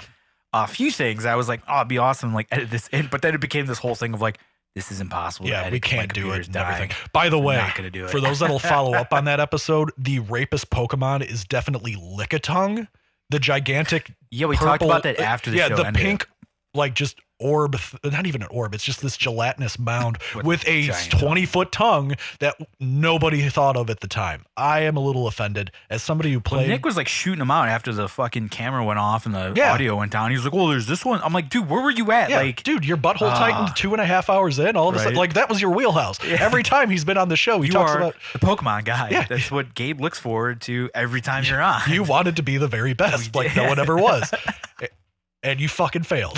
He could have done it, but he didn't. Yeah, that was. Oh god. Granted, that was a longer episode, so that could have played a part in it. But yeah, we He was definitely tired, yeah. Lickitung is the answer to that After question. seeing that picture, yeah. Yeah, he has a victim count. It is terrifying. Mr. Mime will also fondle you, but I feel like Mr. Mine is probably like an accomplice. Yeah, For yeah. sure with him. or he's like the pornographer, like he's filming it. He's jerking off in the corner. Yeah. There we go. In fact, I think we have a You have a clip of the we have a the sample porn. from one of the Lickitung Yeah. porn videos. They have an interesting soundtrack to their videos. Yeah, it's bold that they go this route.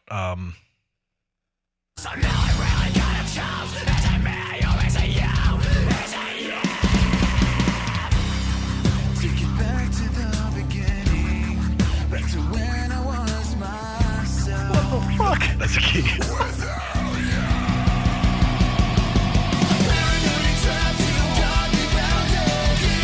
So Were they running in place like that? Maneuver? that one they're not.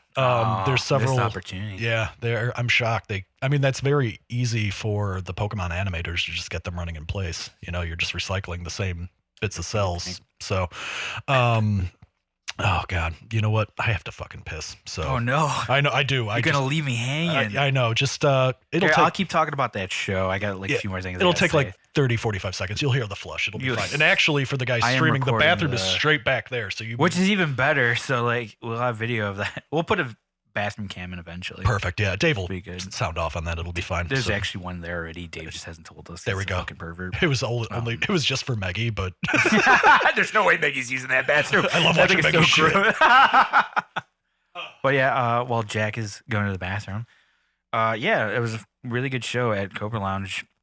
Inanimate Existence ended up headlining, and like I said, it was their release tour for Clockworks, which that is also on Spotify. So all the bands are on Spotify. So if you feel like checking them out, go for it. Check them out. They're all really good. They're all killing in their own respective genres and whatnot.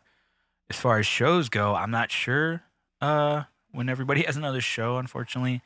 Wounds is pretty sporadic with their shows. Caecus being from Champaign, a little difficult to see them come up to Chicago too often.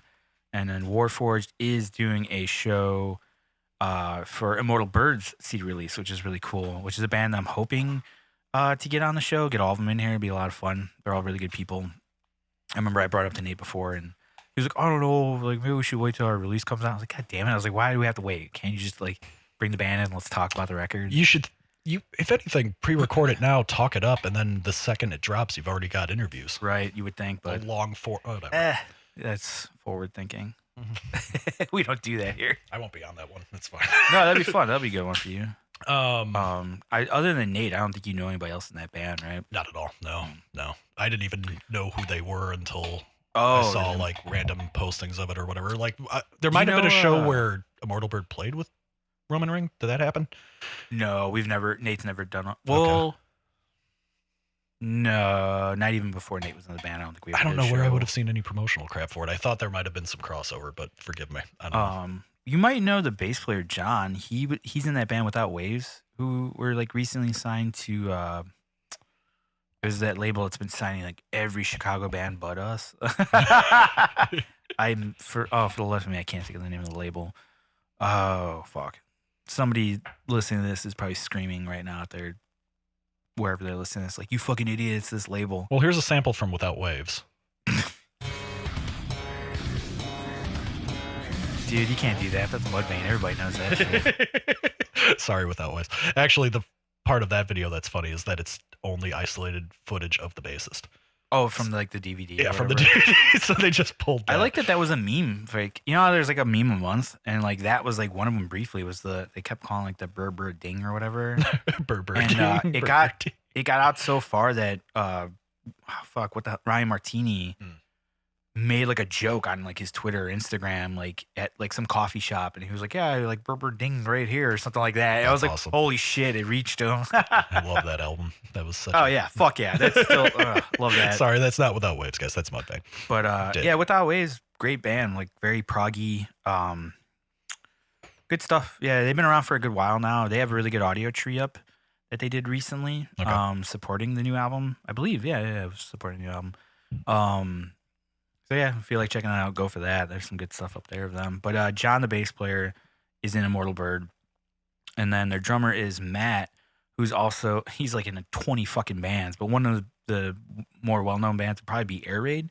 Okay. We've done shows with them a million times. They've been around, I think, longer than Roman Ring has. Okay. Probably almost like as long as Roman Ring and Small Town Murder, I think.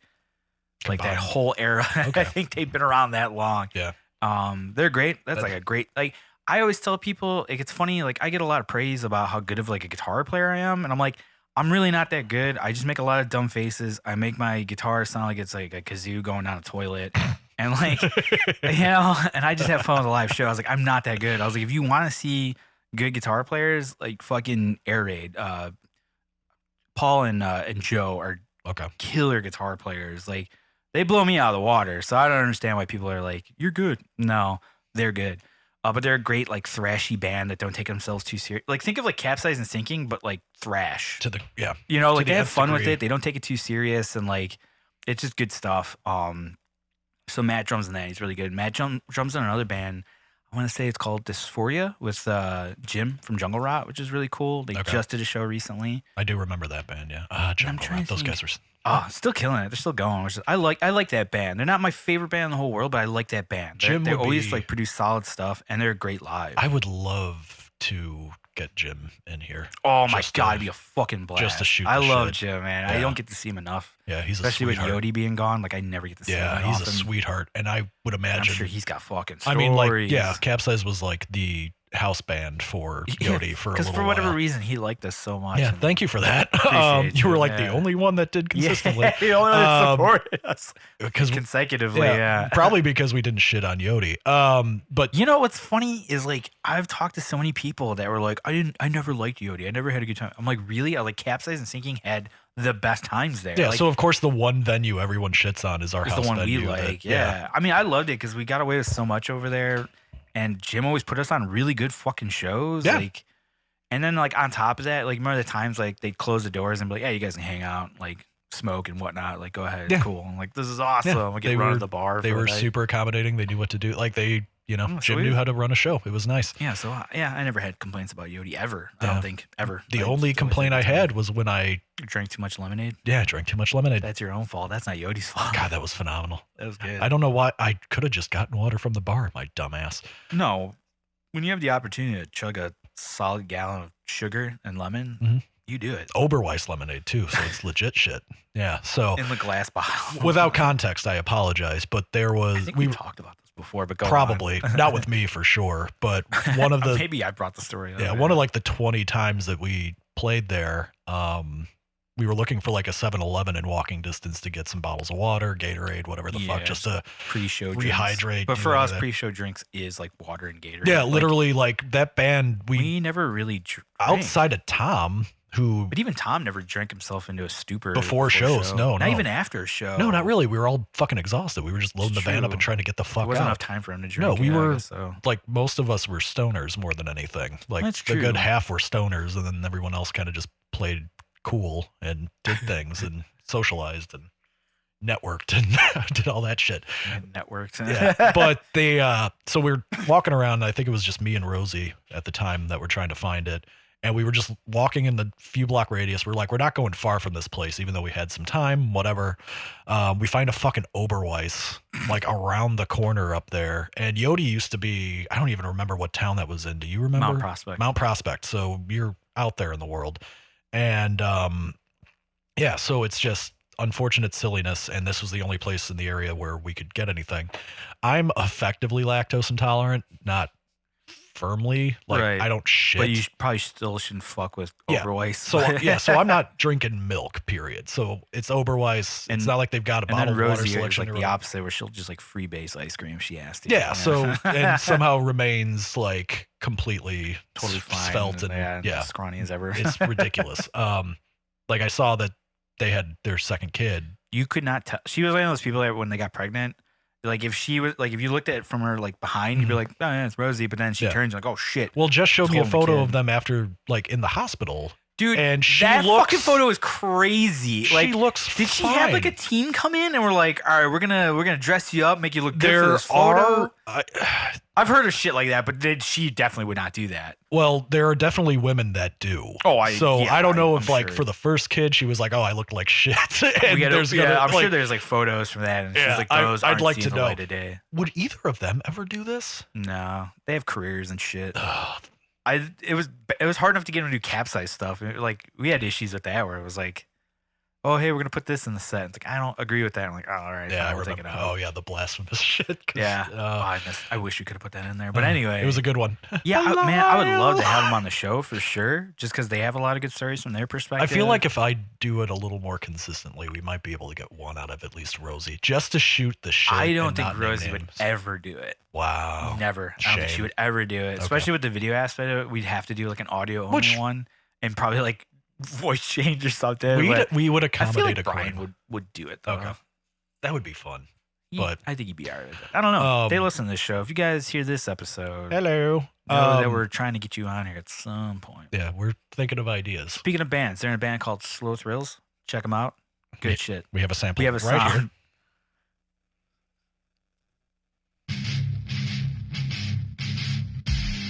One day I was a princess in a castle cold. Then I woke up on the beach in a normal world and said, hey, what am I That is gonna Brian do on vocal. today? In case we were wondering. And Rosie's playing drums. You want my instrument? Kirk on Let's get guitar, up there and let's sing it like, oh, Sarah on bass. Yeah. And I can't remember who their new guitar player is. I'm not a princessy girl. You can So what I love about that though is that Brian really shows his vocal range on that. Like It's crazy it's considering that he was, obviously he followed you in Capsize, and like that's a more heavier sound, but yeah, he can do it all. yeah. I mean, he's got a wide range, Very and it's impressive. really nice to see. So I believe the band's called what? Slow Thrills. Slow Thrills, Slow yeah. Thrills, guys. The Check way, them out. all jokes aside, the way I describe it is like a doom surf rock band. Yeah, It's crazy. I like their shit. I remember good. listening to it. It's quite good. So I forgot how good of like a clean vocalist Brian is, yeah, because he never did cleans obviously in Capsize, but he did do some in like Draft and then Yeah. A Glorious Leader. yeah. It's nice to be able But to. man, It's nice to be able to actually do that. That's the sign of a very skilled, multifaceted vocalist. If you're not specifying your sound to like, I don't know if Danny would ever need to do cleans with what he does, but like, I don't think he could, he's yeah. good in that very specific realm, which calls for that style, and he's phenomenal at it. But the guys that I think can do the screaming, do the clean, do that fun shit, like, and to have that just in your back pocket on the off chance, that right, they to be do able to it, just shoot out. yeah, Like, as opposed to like someone like me who can do one very that and some very thin little line, and then do we if there was any, have like a sample of your vocals oh god, on there? oh, wait, hold on, let me There's probably something, right? yeah, like let me- floating around. I mean, Granted, it's been a while. yeah, we got to dig He's deep. been on a recording, but I'm sure Hold on, there's there's definitely got to be a track or there's two, what I'm thinking right? of. Wait, hold on, yeah, Something come to mind. yeah, there's Yeah. definitely, here we go, here. So this might not initially sound like screaming vocals, but it's still very important for you to know that this is pulled straight from the Bandcamp. So Capsize and Sinking does have the album on Bandcamp, so please be sure to we actually do, yeah.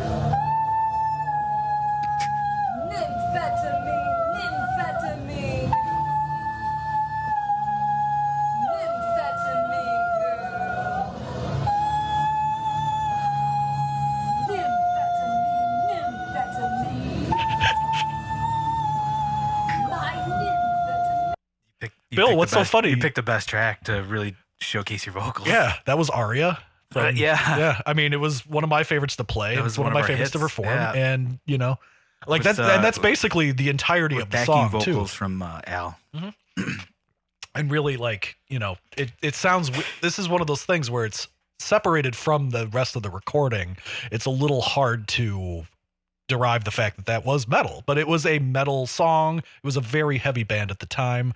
It's a guy trying his best, really, is what I'm getting at. And, there was a wide range there. There's a lot of highs, some lows, some everything in between. And that's really what I strive to do, was just be able to kind of capture all the emotions at once. So really all encompassing. Yeah, absolutely. Yeah, with some giggles at the end, it's key. Gotta have the shits and giggles. Yeah. So I forgot I could hit those highs, man. It's been a while since I've heard your vocals. I know. Jarring, frankly. It threw me off. Yeah. It brought tears to my eyes, to be honest. Oh, man. As you wipe them away. Yeah. Oh, God. Holy shit. I almost forgot about that clip until you brought it back. I know, I showed it to you so long ago. Yeah, I know. And I already because there's so many other crazy ones. I forgot about that. And actually, now I'm sort of in the shit. home stretch for my breaking point anyway. So we might as well just get into this.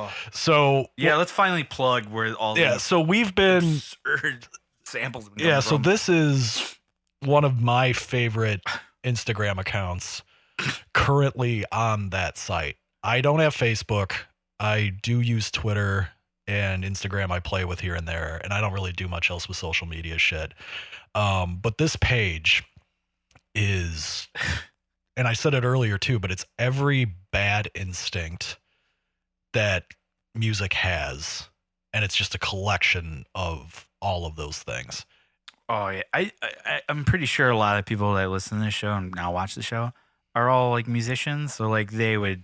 Or at least have been involved in some capacity, or at least have a love for music. Yeah, period. Like, you would see this and hear this and be like, oh my God, I do remember. Yeah, and some of this stuff is like straight from when like we started with Capsize, like 2005, 2006. There's some. It reminds me of a lot of the bands that we used to like play with here and there, and then we'd always make fun of, and then they'd want to fight us, and that was always a headache. Really rough stuff. So the page is called Catatonic Youths.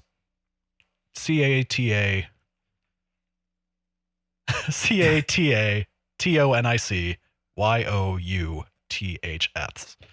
Catatonic Youths, my friend. You guys have heard it. It's absolutely absurd, and it's definitely and it's not like an unknown page. It's got almost 100,000 followers now. They've been doing this for a while. I don't know who the fuck the guy is.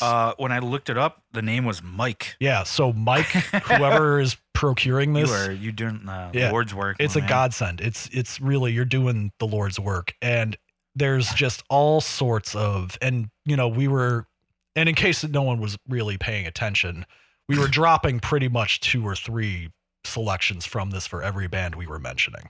I don't think that requires any scratch the surface. Yeah, of, so the videos on there. Obviously there was a more hip hop oriented one, and that's sort of the outlier on the page. Mm-hmm. But the importance of this is, and we'll figure out if there's a way. Otherwise, just go to the page and find it. Look for the one black 10-year-old, and that's this selection here. That's the Chicago sound. Yeah. But the key part is, and I'm Does gonna. that kid have a name, like, or a group, or like? They don't mention any of that. But here, wait, hold on. Probably don't. So that's a 10-year-old talking about some dirty bitch sucking his dick. How could you not? While in the driver's seat of a car. While in the driver's seat of a car that's not moving, and he's got a whole crew behind him and everything They else. couldn't But even, like, tow that shit. Like, what the fuck? I think the budget probably They would have been ran blown out on that. right But there. like, so they'll pull some larger stuff. There's a lot of Creed hate on there. You'll see a lot of shit with Scott Stapp. Yeah, you brought up the Super Bowl thing, which I saw recently. I was like, holy shit, that's very absurd. This is Creed doing a song for the Florida Marlins. Oh, that's right. They did that. I totally fucking forgot about that. Wow, it sounds like shit. Yeah. Like they uploaded like a crappy version. This might get flagged. Yeah. So, but I'll kills take it. that hit. There's a, but like you've got your like 2005 classic, like what we were referring to it as crabcore. All those guys in the skinny jeans and the emo haircuts Doing the teabag. that were all doing the little teabag drop, all in unison and everything. There's many a selection of those. It's What a dark time for live music. yeah, and it's just a whole. It's a lot going on. Basically, let's put it that way. Like here's a crabcore example.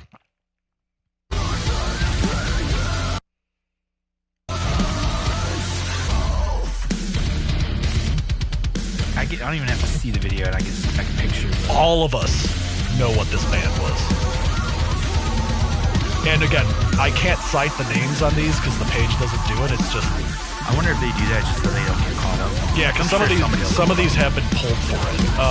But the big one on this one is that one of the kids has a keyboard and a guitar, also doing the crabcore dancing at the same time. Well, how else are they gonna play in crabcore? Exactly. But awkward to do. There's your mosh part. You can imagine all the skinny jeans are jumping. It's catastrophic. Hair, yeah, you know? Just none of that moving. Surprisingly, I'm sure it was like locked in with all sorts of hairspray. Yeah, the video that I just played that was my vocals technically weren't my vocals. It's two women in their bedroom singing Nymphetamine by Cradle of Filth. That was this one that you were hearing.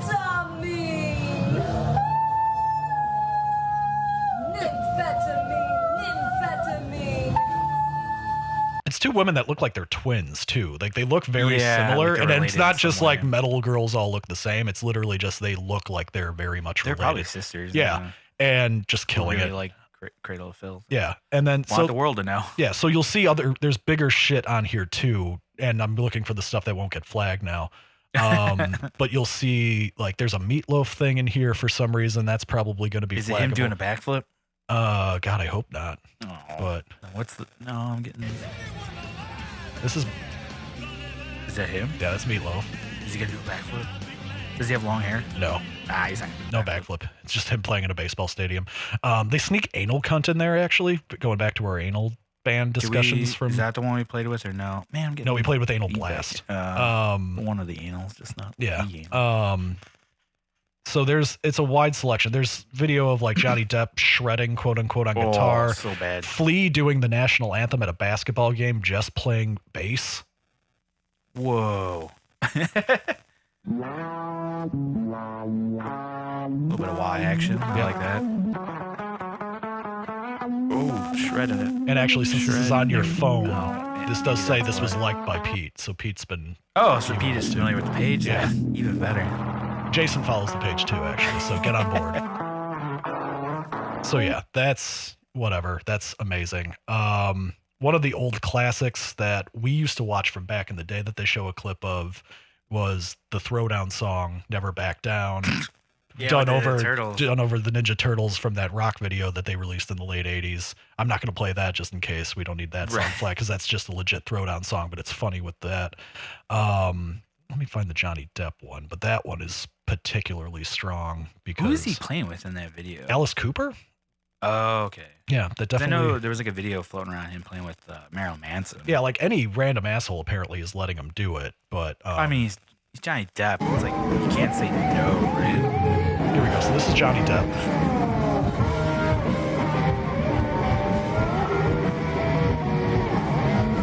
It's even worse just hearing the audio.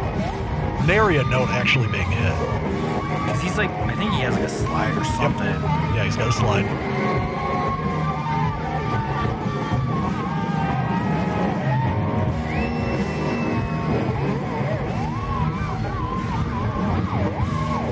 I mean, if you put it over an old Dowder song, it would have fit in perfectly fine. Yeah, crowds losing their minds. Like it's something. There's other stuff on here that's gone viral that was really silly. Nothing. Yeah, it's a lot for a lot of people. So it's something for everybody. On that page. Honestly, yeah, it sprays to a lot of fields. We've got like a Chris Angel music video in here. Let me find the. Oh God, there's one. Here's Emilia Clarke, the actress that plays. That was fucked. Yeah, I can't believe that. This one blows my mind. So this is Emilia Clarke, Daenerys Targaryen from Game of Thrones, doing a Rasta version of a Game of Thrones. It's all Game of Thrones references, but it's full-blown Jamaican Rastafarian. By a tiny, tiny little blonde girl. Yeah. Or brunette. I don't know what color her hair is at this time. What now? Hey, I'm a Rastafarian. No, you are not. This is racist. Been here and there and then I've been everywhere again. Rastafarian. Tiger, call me the nearest tiger. And she can't even fit into, like, right there, she had to cut off her own vocal. Like, that's what we were talking about. You can't have that happen. It's got to fit. It's got to fit the line, Amelia. God damn it. One more, though. This is my personal favorite of, like, the recent bit. Actually, all right, now we got to do two.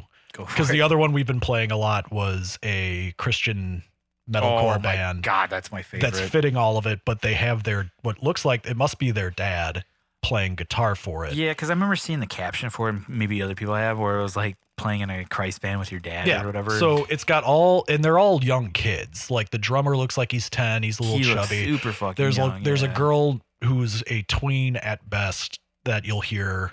I'd say the average age is probably like 13, 14. Followed by, and you'll hear him prevalently on the chorus. Like a 40-year-old man. A 40-year-old man who's clearly their dad bought all their gear. We were already saying. Clearly, like, never made it. No. You know, and it was like, this is my time to have the Partridge Family, but a metal, but for God. Living, yeah. Oh, God. Anyway, well, again, we don't know. We're not sure what these bands' names are called. If anyone can cite it, let us know. But yeah, leave it in the comments. We have comments. Do it.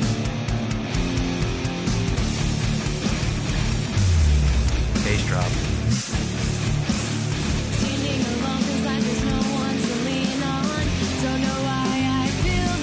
So it's got a message. Yeah. Also clearly produced, you know, like.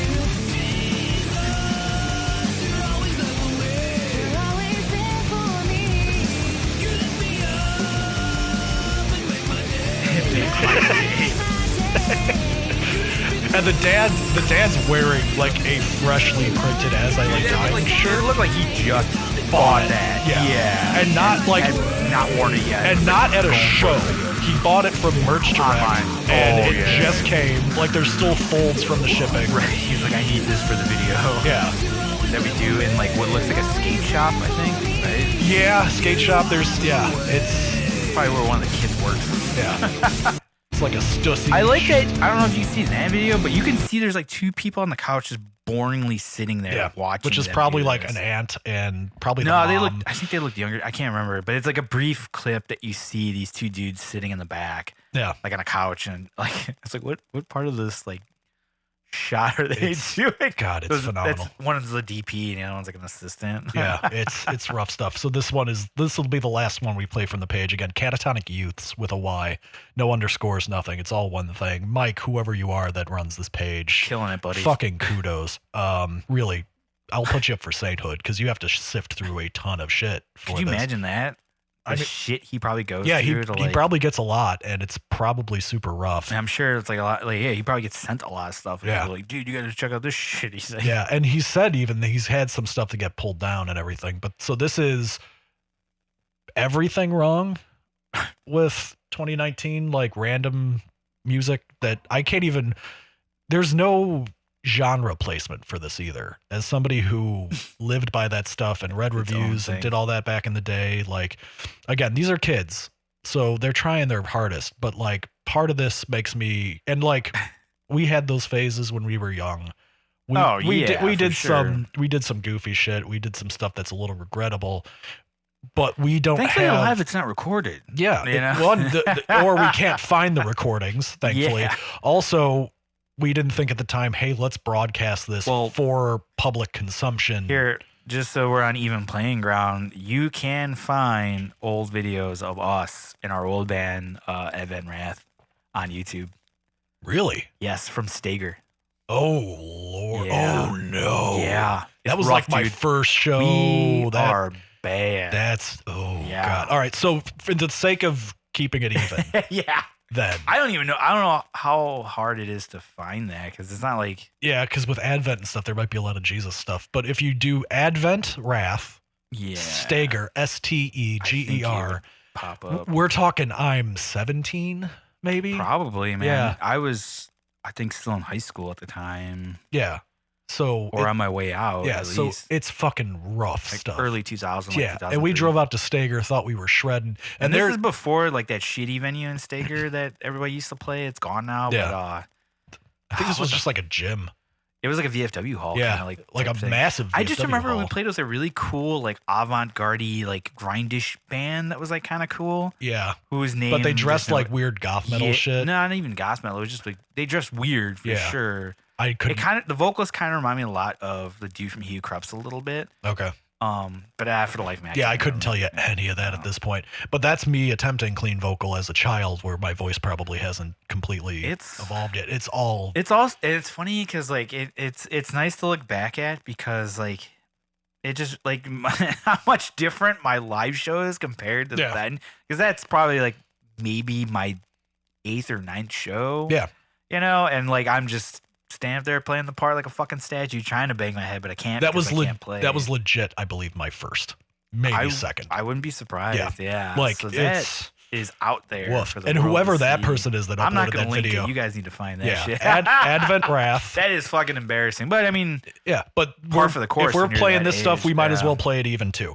So, it's out there. I was terrible. Bill was terrible. Oof. We were terrible. The person that uploaded that video is terrible. That was Jose. Fuck you, Jose. Why are you proud of that? God damn it, man. You sucked too. Come on. None of us were good. None Why of us are good. It's not like, man, but I fucking need that video, but you put it up there. But we've got it. So Jose, thank you for that. He was the guitarist in the video. When you find it, ADVENT space WRATH. I don't know if Sky listens to this show or not. He's another one I've been wanting to get on the show. Just to shoot the shit on, yeah. Yeah, so if you didn't know, that's on there, Sky. So sorry, Sky. Yeah. Go ahead. He was the drummer. He's our drummer. Then Jose played guitar. You were bass. Yeah. Playing your Warwick. Yep. It's a big deal at the time. You were Mudvayne. Yep. And then huge fan of Mudvayne. We covered Mudvayne. I don't know if that video is up I there. tried out for that band doing Dig. Yeah. Yeah, so that fit. That's the way to do it. Yeah, somehow I did it right. You knew the song. Yeah, I got a job out of it. Why would you know the original? Yeah, exactly. But anyway, so this is 2019, not live. What I would imagine I probably would have done if I was a kid also. Like I said, I feel like if we were like 5 years younger, we would have been like just like any of these bands. Yeah. Also, I would be doing the female vocal on here, so just hang tight and...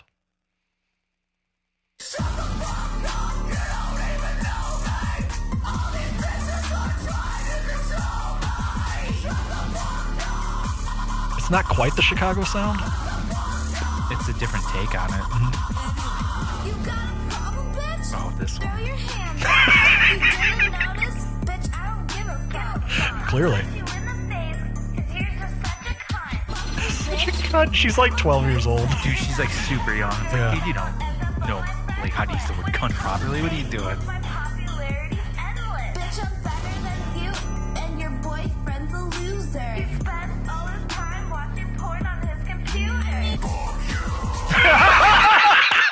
That vocal's the best, man. That smash cut to what I'm assuming like is the face. Like, fuck you. Yeah, God. So good. Makes me happy. But yeah, guys, please, if you're not following that page, please do. Catatonic use. Catatonic use. The S is important. Every penny. Yeah. So, yeah. God damn it. That's so worth it. It's so nice. Anyway, that's definitely one of the that goes in the pros column for internet. You know, the fact that the accessibility to see stuff like that is there. Yeah. And I'm glad that we're like older. I mean, like I just said, there's a video of us playing, but like there could have been more. Yeah. You know, like out there of how shitty we were starting out. Because I mean, let's be honest. Like, it's rare that you're gonna kill it in the beginning. Yeah. Especially when you're 15, 16 or whatever. Pardon me for getting on my phone while I want to see if I can just find it that easy by typing it. Yeah, I don't know. I haven't looked it up. I think Jose just linked it to me or something because we were even talking about. I was talking about having him and Sky on the show, and you. There was talks of trying to get the singer Mike also, but he does not do social media at all. Okay. I have not kept up with him. I don't think anybody really has. I don't even know if the dude still lives in Illinois or what. Like, I have no idea, but it'd be interesting to get all of us together. And maybe even Rick which would be kind of funny because Rick, remember, like, he did 2 shows before we were like, fuck this, we're out. Yeah, he was like a session guitarist or something, basically. Kind of. We were just like, we should get a second guitar player to make it sound bigger or something. I don't know. I don't know why we did that. Yeah, this is much harder to pull up than I was hoping it would be. Thankfully, actually, it might be buried enough. There's apparently a band called Advent Sorrow that people need to know about. Wasn't there another Advent Wrath floating around or something? Oh, God, I couldn't tell I know there was like remember the Capsized and Sinking, like, it was a band from like Ohio, but they were called Capsized and Drowning. I think there was is a what it Capsized and Drowning that I think And got they were- signed at one point. No, and I then, don't think they were signed. well, there was a band but they called were like a hardcore-ish. yeah, and then beatdown there was a band, right? band that I think just broke up called just Capsized. Yes, I remember That like hearing got that, signed, too. were big, put out a couple albums, whatever the fuck. I'm so, trying to think what show it was that we did, and I can't remember if you were still doing vocals or if Brian was, but we did a show at, I believe, Bada Brew, and we opened, I think. It was kind of weird that we opened because normally at Bada Brew at that point, we were kind of like a middle, if not a headliner for Bada Brew. Yeah. Because we've been playing so much there and had like a bit of a built-in following, which is cool for Bada Brew, I guess. But they closed down too, right? They don't. yeah. Shocker. Yeah. But I just remember the kid that booked the show came up to us after we just finished playing. Like I said, we opened this like kind of like a festival-ish. Like there was a ton of bands on it. We opened it. And once again, it was like how we were, like, whatever. You know, like show's a show. Yeah. We like to play together. And we did it, and the kid came up to us and was like, "Oh my God, I'm so sorry. Like, you guys, like, I had you guys open." He's like, "I thought you were Capsized and Drowning." He's like, "Nah, this," he's like, "This band is like sick." He's like, I was like, well, there's no reason to put those guys down, but like, Yeah.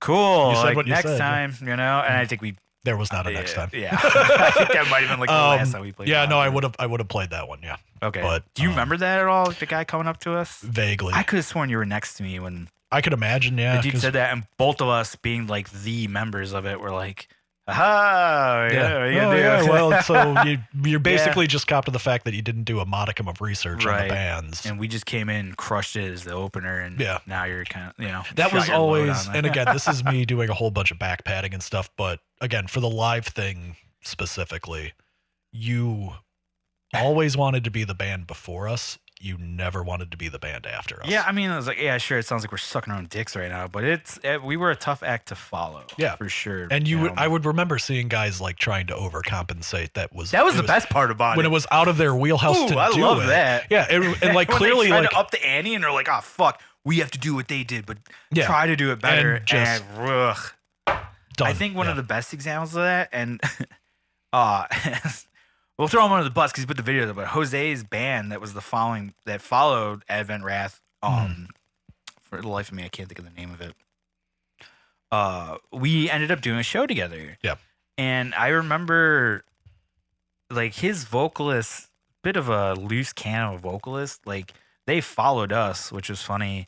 That dude was the best example of trying so hard to emulate what you do and try to do it better that he just did not do it. Yeah. I just remember being like, "Oh, okay, good try, but not it, buddy." Yeah.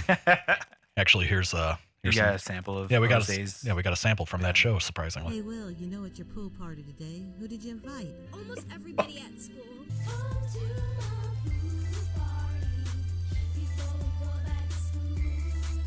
It's terrible. dude. I mean, they were following us. It's That's rough. true. That's anyway. If you're playing this, oh Jesus. Like Jose's shredding. He's killing it. He always did. What the fuck? Anyway, they didn't last That's that there. long. That's out in the world. Yeah. Like, that's crazy. Yeah, I know. Like a parent paid for Like, that and like, uploaded that and was like, the world needs this. yeah, my kid's gonna be a pop star. Like, Yeah, it's rough. that level of hubris though is great for people like us that like, I laugh at it, but it's like, thank God people have this ego of the world needs this. The world Which needs is more of me. Crazy. Or like, if it's not just more of me, it's more of my fucking piece of shit kid that Yeah. like Yeah, maybe they like, couldn't handle what me, the but my fuck? kid, on the other hand, like, crazy. Yeah, That's it's- crazy. I'm so glad my parents didn't force me to do that stuff, and I failed on my own accord. Right, yeah. Like, I did it on my own. Yeah, Yeah, I- fucked up I my musical earned career on my this. own. Yeah. Oh man. And I don't know, man. Like, do you ever think about that when we were in a band, like, or anytime you were in a band where, like, do you ever feel like that? Like, the world needs this. What I'm doing, this needs to be out there. Or was it like, I Early- like doing this and like, it went in waves. Uh-huh. So in the early part of it, Yeah, for sure. When you were younger? Yeah, And for like sure. early Capsize, when I thought we were kind of doing stuff that was ahead of the curve a little bit and different from all the crabcore crap and all that nonsense. Yeah. I was like, this is going to be like, if this hits, it's going to be something that's going to be really cool. And you should be pretty proud of the fact that you're part of something different and you're not part of the same shit. Like, we can cater to whatever the fuck is going on right now, but much rather like maintain some artistic integrity. Don't do the fucking, like, I still wear baggy jeans. Go fuck yourself. My hair doesn't do what your guys are doing. Like, I'm not that dude. We were not those people. No, we never were. So thankfully. to like do that was definitely that.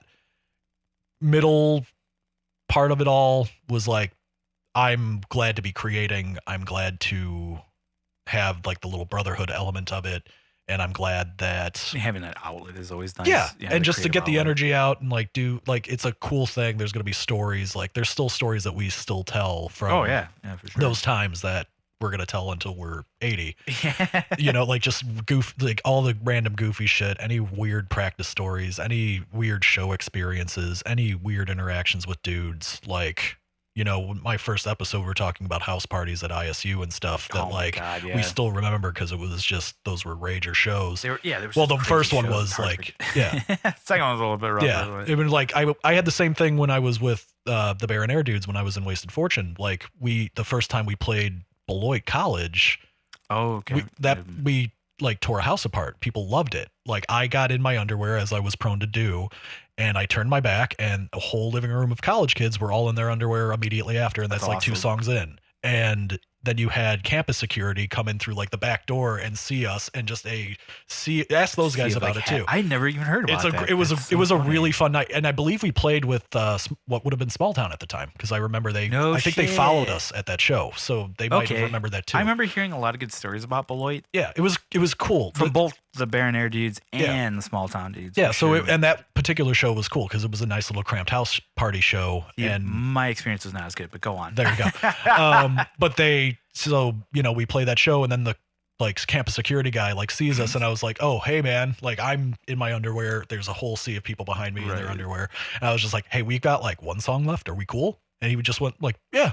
And he watched the rest of the set, and we carried on with our day. That's awesome. And that was a really cool experience. And then we doubled up and we tried to play a Halloween show dressed as the guys from Anchorman, and nobody went because it was a Halloween show. Yeah, it was a Halloween show, so everyone was partying elsewhere and no one went to the show. But like, so it was another thing where like the first show. Are there pictures from that? I don't know. You'd have to ask those guys. Maybe Ed's got something. That at all. Yeah. I remember one of the college shows we did. The one we did is Capsize with Wasted Fortune, and they dressed as the Village People. That was good. I'm trying to think if you. Wait, was that the one at? You might have double headed. Was that the one at Northern? Yeah, where the mariachi fought the doctor in the house across the street. Yeah, Did you double? Yes, I doubled that one. Yeah. Okay. So we did. Because I know we did the jerseys, but I don't remember. We did the jerseys, did you and then dress up for. I must have. Yeah, I thought it was a little more simpler than that. It might have just been like a weird '70s motif. I just know that Eddie was rocking the assless chaps, and it was phenomenal. Yeah. So like, Absolutely we doubled up on that show, and that was another one too. Well, we never even followed up on that one. It's not like we played DeKalb again, but yeah, I doubled on that one. I think that was the last time we ever played DeKalb. Yeah. So that was all those house parties, but like those are stories that'll go on forever. Oh yeah, and then then great. I don't regret any of it. Yeah, sure. and then by the end, I mean, there was a whole lot of, I've mentioned it before on here, but like there was just a shitload of personal stuff going on with me.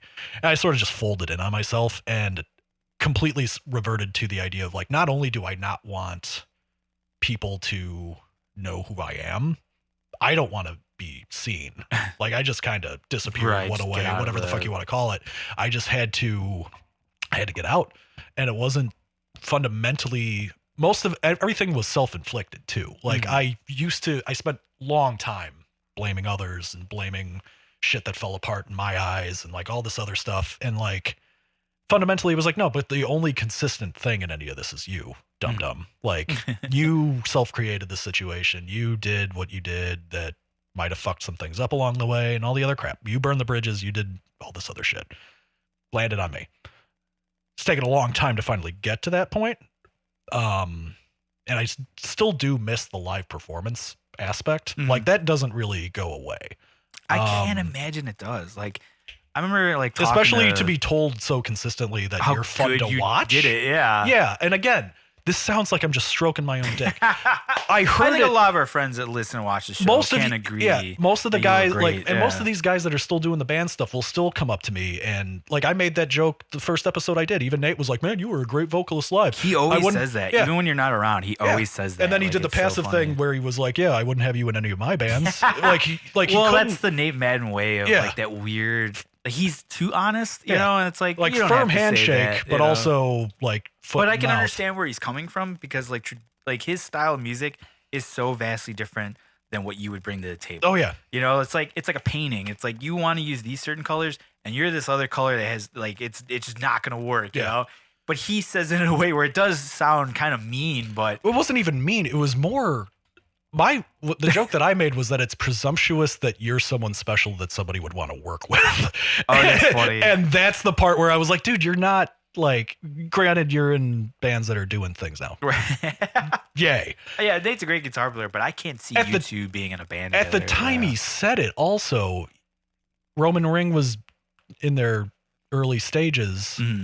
But like not doing anything, and I don't think that Immortal Bird band existed. So no, he just started doing that in the last 2 years. Yeah, so you weren't that much better than like on a grander stage than anything I was fucking doing anyway. So meh, and like that sort of obviously rubbed me the wrong way. But like it's also just if that's him, so be it. I mean, I get it from him all the time. I'm in a band with that dude, and like it's funny. Like I love Nate, but it's just like sometimes he. And dude, anybody that knows him will tell you it's funny. Like he's just honest to a fault, you know, where like it does come off as a little like mean or just like rude, I guess is the best way to put it, you know. And I've gotten it from him where I'm like, what the fuck you for saying, you know, like I'll call him on it sometimes. I'm like, wait, what the fuck do you mean by that? And then he has to backpedal and be like, well, I mean, and he explains himself. I'm like, okay, logically that makes sense. I was like, but you probably could have worded that in a way where it doesn't stab me so hard in the side. A minor you know? bit of forethought could have got right. But I don't know. That's just how he is. But there's one example. But like guys would every show, some dude would at least be like, "You guys put on a." And you're recognized by a lot of people too, which is funny. Still, because like we're still tight with a lot of people that you know have played with Capsize or seen Capsize. Like I've now been running into younger dudes that were like, I saw Capsize years ago at some show, and like you guys like what's everybody doing? I'm like, and where the fuck were any of you? Like, why didn't any of you let yourselves be known then? Right, but, all right, I cool. said something then. Like, anyway, but that was always funny. That it's just weird because I one of the things I remember telling people a lot, even when we were still doing it, they asked me with the band. I was like, I feel like we are one of those bands that is never going to get to this level of like popularity beyond our little area, which is for sure.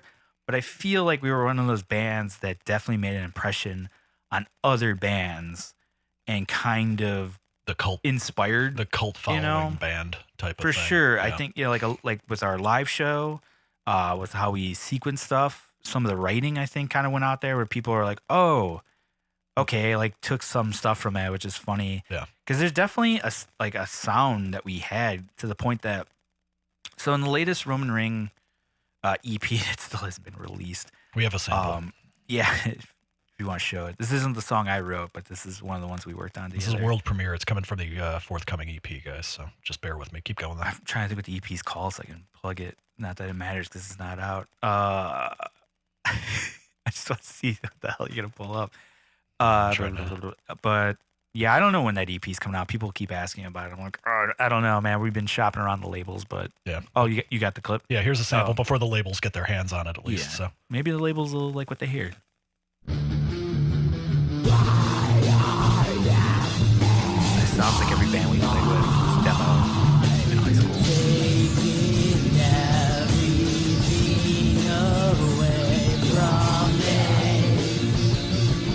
You joke, but this isn't far off from what you sound like.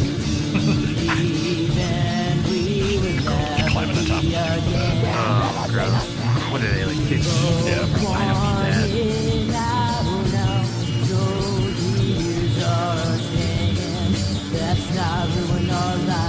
Mike clearly not plugged into anything. They're just in the woods. It's a real, like, throw all the shit at the fan at the same time. Yeah. But also phenomenal. So bad it's good. Yeah, I'm really excited for the release, guys. That's what I'm saying. So yeah, I mean, there you go. If you like that, you'll like that. EP that's never gonna see the light of day. Frankly, hearing that, I can see why he wouldn't want me in the band. So right, you can understand how different sound-wise you guys would be. It's understood. But no, going back, I wrote a song pretty much front to back. There's like a little bit of input from the other guys.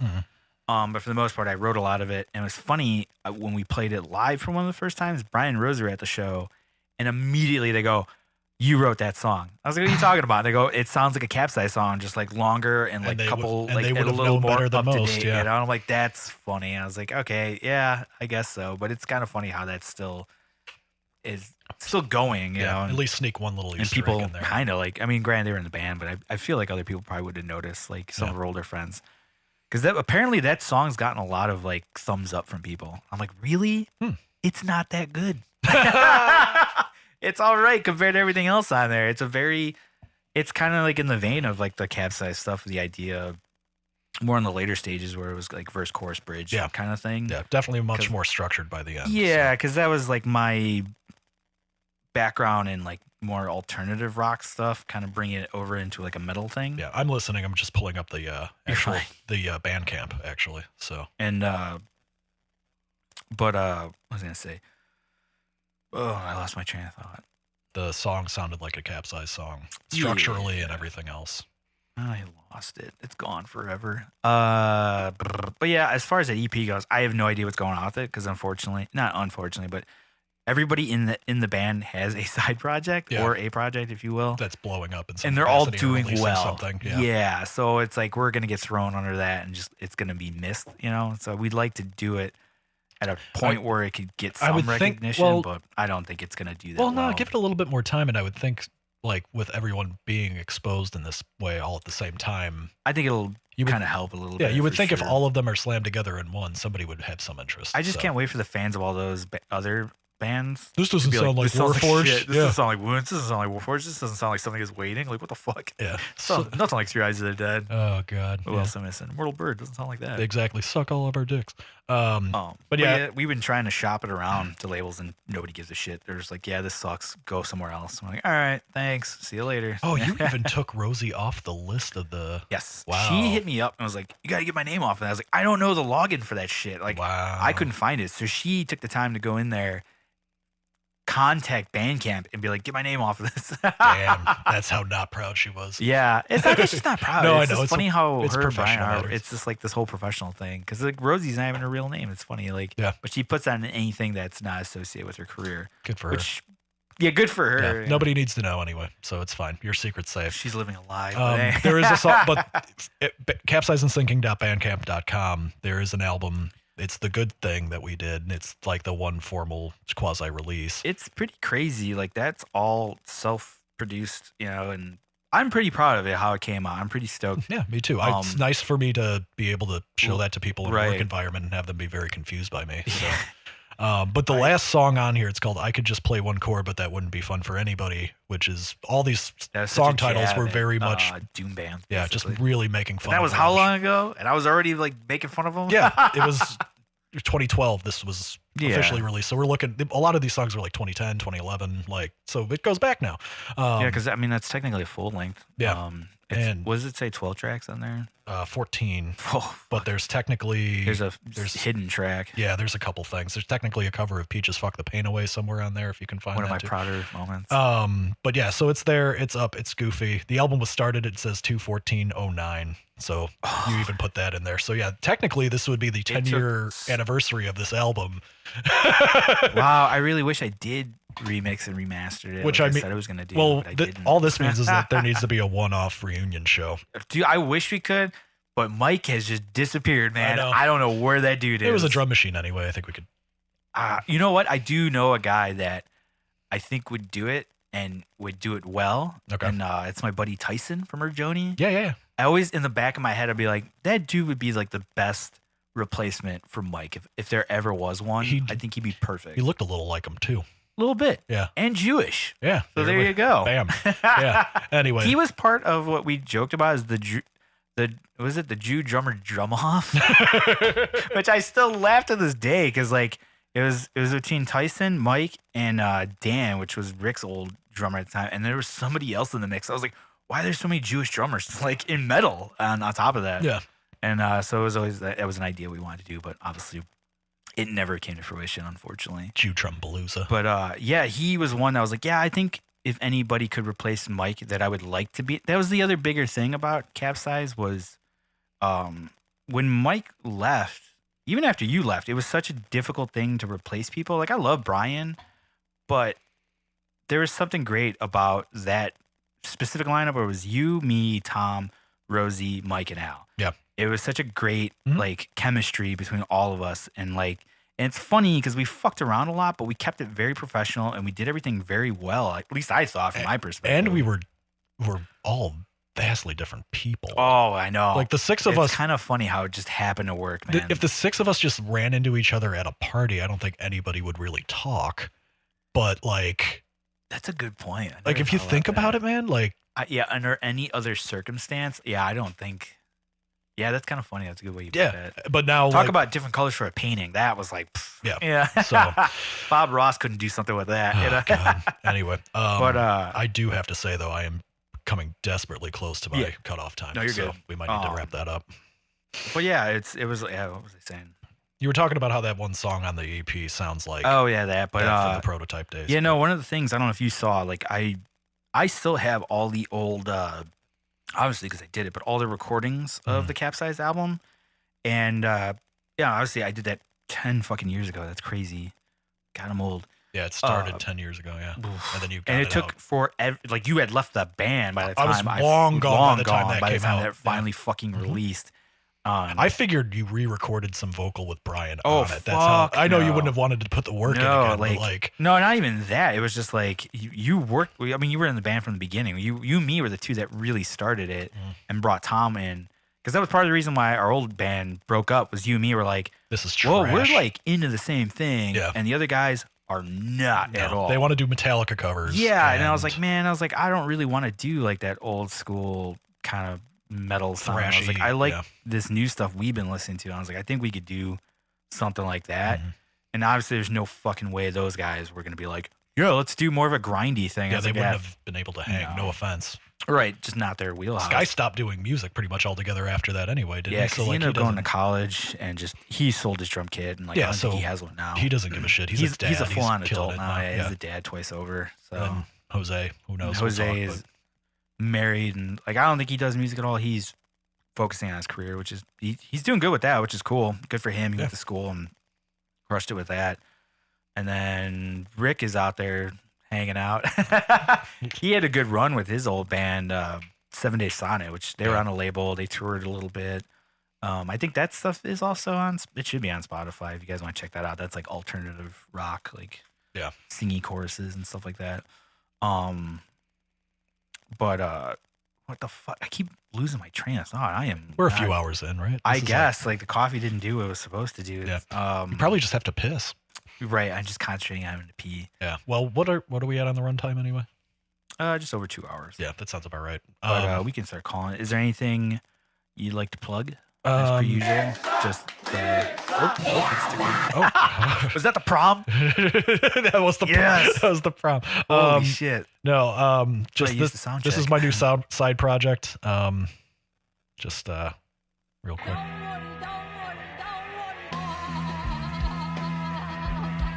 It's not Yoko Ono. This is just me really expressing myself now. This is 2019 me. I'm grown. I'm an adult.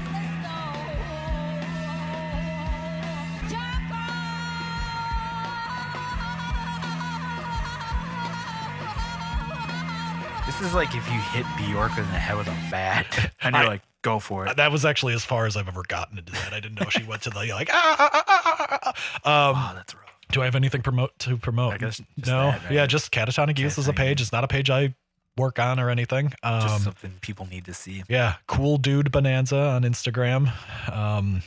If I post something, I usually delete it fairly quickly now. That's part of my thing. So if it's up, it's going to be up for a little bit, and then it'll be gone. So gone forever. Yeah, enjoy the content while you can. I like that. It's part of my. It's a new thing I'm doing where I just am not really active, but also active. It threw me off because I remember when you first started doing it, I was like trying to find something on your page, and I was like, there's nothing here. Yeah, because I used to post some really funny shit. And then I liked all the Gizmo stuff. Yeah, there was a weird was my Gizmo favorite. phase where it was just me acting as things and I was pretending to be Gizmo from I Gremlins. thoroughly enjoyed that. Yeah, so it got weird. But yeah, so follow that if you want. Find it if you want. Whether or not you want to hear me more, I'm going to be filling in for however long Jason's gone. So you probably have another week of me after this anyway. So sorry in advance. Okay, I like having you on a show. We'll have you on all the time. Yeah, I mean, I'll fill in where I can. You don't live too far, which is nice. Yeah, I don't have to worry that's about part of it. And this episode was brought to you by the 2019 Honda Insight. Currently averaging 57 miles per gallon, so I can drive wherever I want. Keep plugging it. Maybe one day. Yeah, the Honda hook just you comes up. through. Great. Other than that, no, that's pretty much what I got. So all you got. there's allegedly, I always say, I threaten that I will podcast myself eventually. We'll see how that goes. We'll get It's okay. to that I'm gonna eventually. just keep having you do this, so you don't have to. I was gonna say I just sort Make of it easy for you. absorb Yeah, myself be into good. this and go that route. Other than that, man, no, I'm good. Nothing. Yeah, thank you for having me again. Yeah, absolutely. As far as me plugging stuff, hopefully you guys came out to shows last week. I'm trying to think if there's anything else coming up. I've been getting thrown a lot of dates from Something Is Waiting, but a lot of those have been out of state. I know we're going to be hitting the East Coast at some point. Like Pittsburgh. Did you want to and talk stuff about like that. your upcoming Europe travels or? I could save it for another one because it's I'm working for Soil, like I've been doing for a couple of years now, Yeah. and I just got the word that I'll be hitting Europe with them, which is cool because they do super fucking well in Europe. Yeah. Like every show is like a sold out show. Okay. and it's gonna be nice. We're gonna be on a bus, which would be Nice. cool Okay. instead of the short bus of death. And you It's- said this is like later in the fall anyway. yeah, so- this is end of October into September, or end of September into October. It's like the day after my birthday, I think. Nice. So Yeah. I probably leave. It's just gonna suck to travel on my birthday, but then again, at 35, I don't care Yeah. about my birthday as much as I used to. Yeah, so you can run through the routing then. So okay. But it should be cool. I'm stoked because one of the stops is in Scotland, and I have a friend out there that I made friends with 2 years ago when I visited Europe, and it was really cool. I got to see him at the Arizona. I talked about it before, but the Arizona wedding, he was there. So I have to hit him up and be like, "Yo, dude, I'm gonna be in Scotland. Come on out. Hook you up with the guest spot." You got a day, so come see me if you want. Other than that, yeah, guys, just keep checking us out on Spotify, Stitcher, Google, now YouTube, Twitch. If we ever do another stream, which at some point I should just do it again for shits and giggles. Your 'cause it's Facebook fun. allegedly was something too. Yeah, I don't know if I'll do that again. I think I'll just keep plugging the YouTube page away because everybody's got a YouTube account. Yeah, Right? try to As long as you have a Google account, Yeah, you can which pretty much everybody connect should, it right you're away. pretty much connected to YouTube. Yeah, probably the easier route. But yeah, that's actually doing well. I was looking at the stats. Like we got a couple of subscribers, like 7.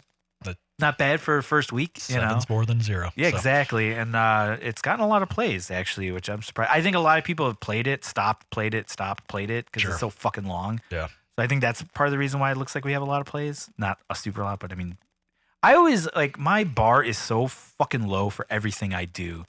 And like, Dude, which is nice because then once it surpasses it, which is not that hard to do, I Yeah. feel pretty good about it. Anything above 0, I'll take. Exactly. That's anything above 1. Yeah. I'll take that, you know? Done. And it's funny because like there was I did a show, our CD release show for Something Is Waiting at Empty Bottle. Who's I talking? Ray from Immortal Bird. Like Nate, I was talking to her, Nate and John. They were asking me like, "Oh, you ready for the show?" I was like, no, it's gonna be bad." Like my typical answer is like, "It's gonna suck," and I'm always joking, obviously, Yeah. but I don't have like a rapport with Ray at all. I think it was like the second time I ever talked to her, so she didn't quite understand my sarcasm. And luckily Nate knows me better than anybody, and then John knows me pretty well. Yeah. But she was like, "Wait a minute, are you like one of those dudes that like under promises, over delivers?" I was like, "No, there's nothing over deliver at all." I was like, "If I was a pizza delivery guy, you would not get your pizza warm." I was like, probably missing a slice or two. It would show up. It'd be but fucked up. It'll show up for sure. I'll get there. It'll Yeah. eventually get there, but yeah, it's not going to be. Yeah. Yeah. That's- Actually, I think we have a yeah. sample of you delivering pizza. Quality grooves up in the mix. I'm busting tracks, I'm hitting links. I should just use this as the outgoing song. If we had the full, Well, I only Wait, hold on, wait. Suck my dick so good, I'm like, goddamn, you dirty bitch, you dirty bitch. But it's funny because with YouTube, at the end of a video, there's like a 20-second like part where like you basically plug other YouTube videos. Like Yeah. you can link stuff in the subscribe button. Mhm. Which I had to do a voiceover for that for the Okay. last one, which It's just weird. I hate doing voiceover, because it's like then I have to listen back to him like, oh, I sound like a fucking dipshit. Yeah. Or you're always like thinking in your head like, that was a terrible take. That sounds bad. Oh, there's this sound. Oh, that sound. Oh, you can hear me fat breathing. Like, this is terrible. But no, I'm getting better with it. But yeah. So the last 20 seconds I have to do a thing for the video, so people do the YouTube stuff. But oh yeah, and iTunes around there. I don't think I said that. But yeah, guys, keep tuning in, please. And you can rate it, you can comment on it, or don't. It's cool. I'm gonna do this no matter what. And either way, my feelings are hurt. So. And then next week, I think that was you. Yeah, I'm gonna have you on next week. Yeah, I can do that one again. Jason allegedly will be back then. So. He won't be here for it though. Okay. He won't be back. Yeah, I'm gonna try to get a guest for that one, since I know the time already on that. I don't know who, but I'll figure it out. I know a couple ideas in spitballing was the Immortal Bird one, because their CD release is like right around the corner.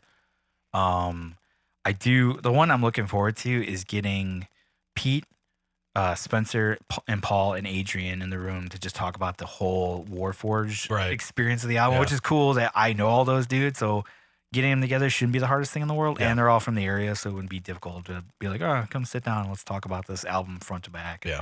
And really get in depth about what they did. Because I was grilling Pete about it last week, and he was like, dude, I don't remember anything from that, man. I've done so many other albums since then that like I can't even think of that. And he's like, I'd have to give him a little bit to refresh his memory. Yeah, do some studying on it.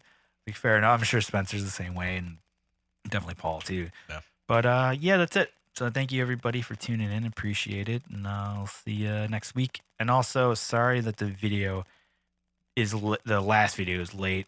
Hopefully it doesn't happen with this one. If it does, I'm going to apologize ahead of time. You want to play us out with something? Yeah, that was my heart out alarm too. So let's let me find.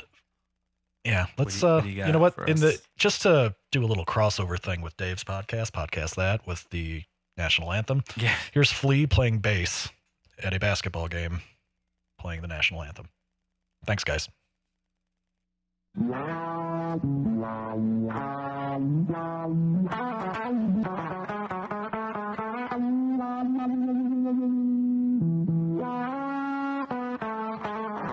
Hey everybody, it's Bill from Nothing's for No One. Just want to say thank you very much for tuning in this week. If you enjoyed the episode, please give it a like or even drop a comment. And if you haven't already, subscribe to the channel and you'll get updated whenever new episodes drop, which are Mondays at 7 a.m. And if you look, there should be links to other videos on our page. We'll see you next week. Thank you.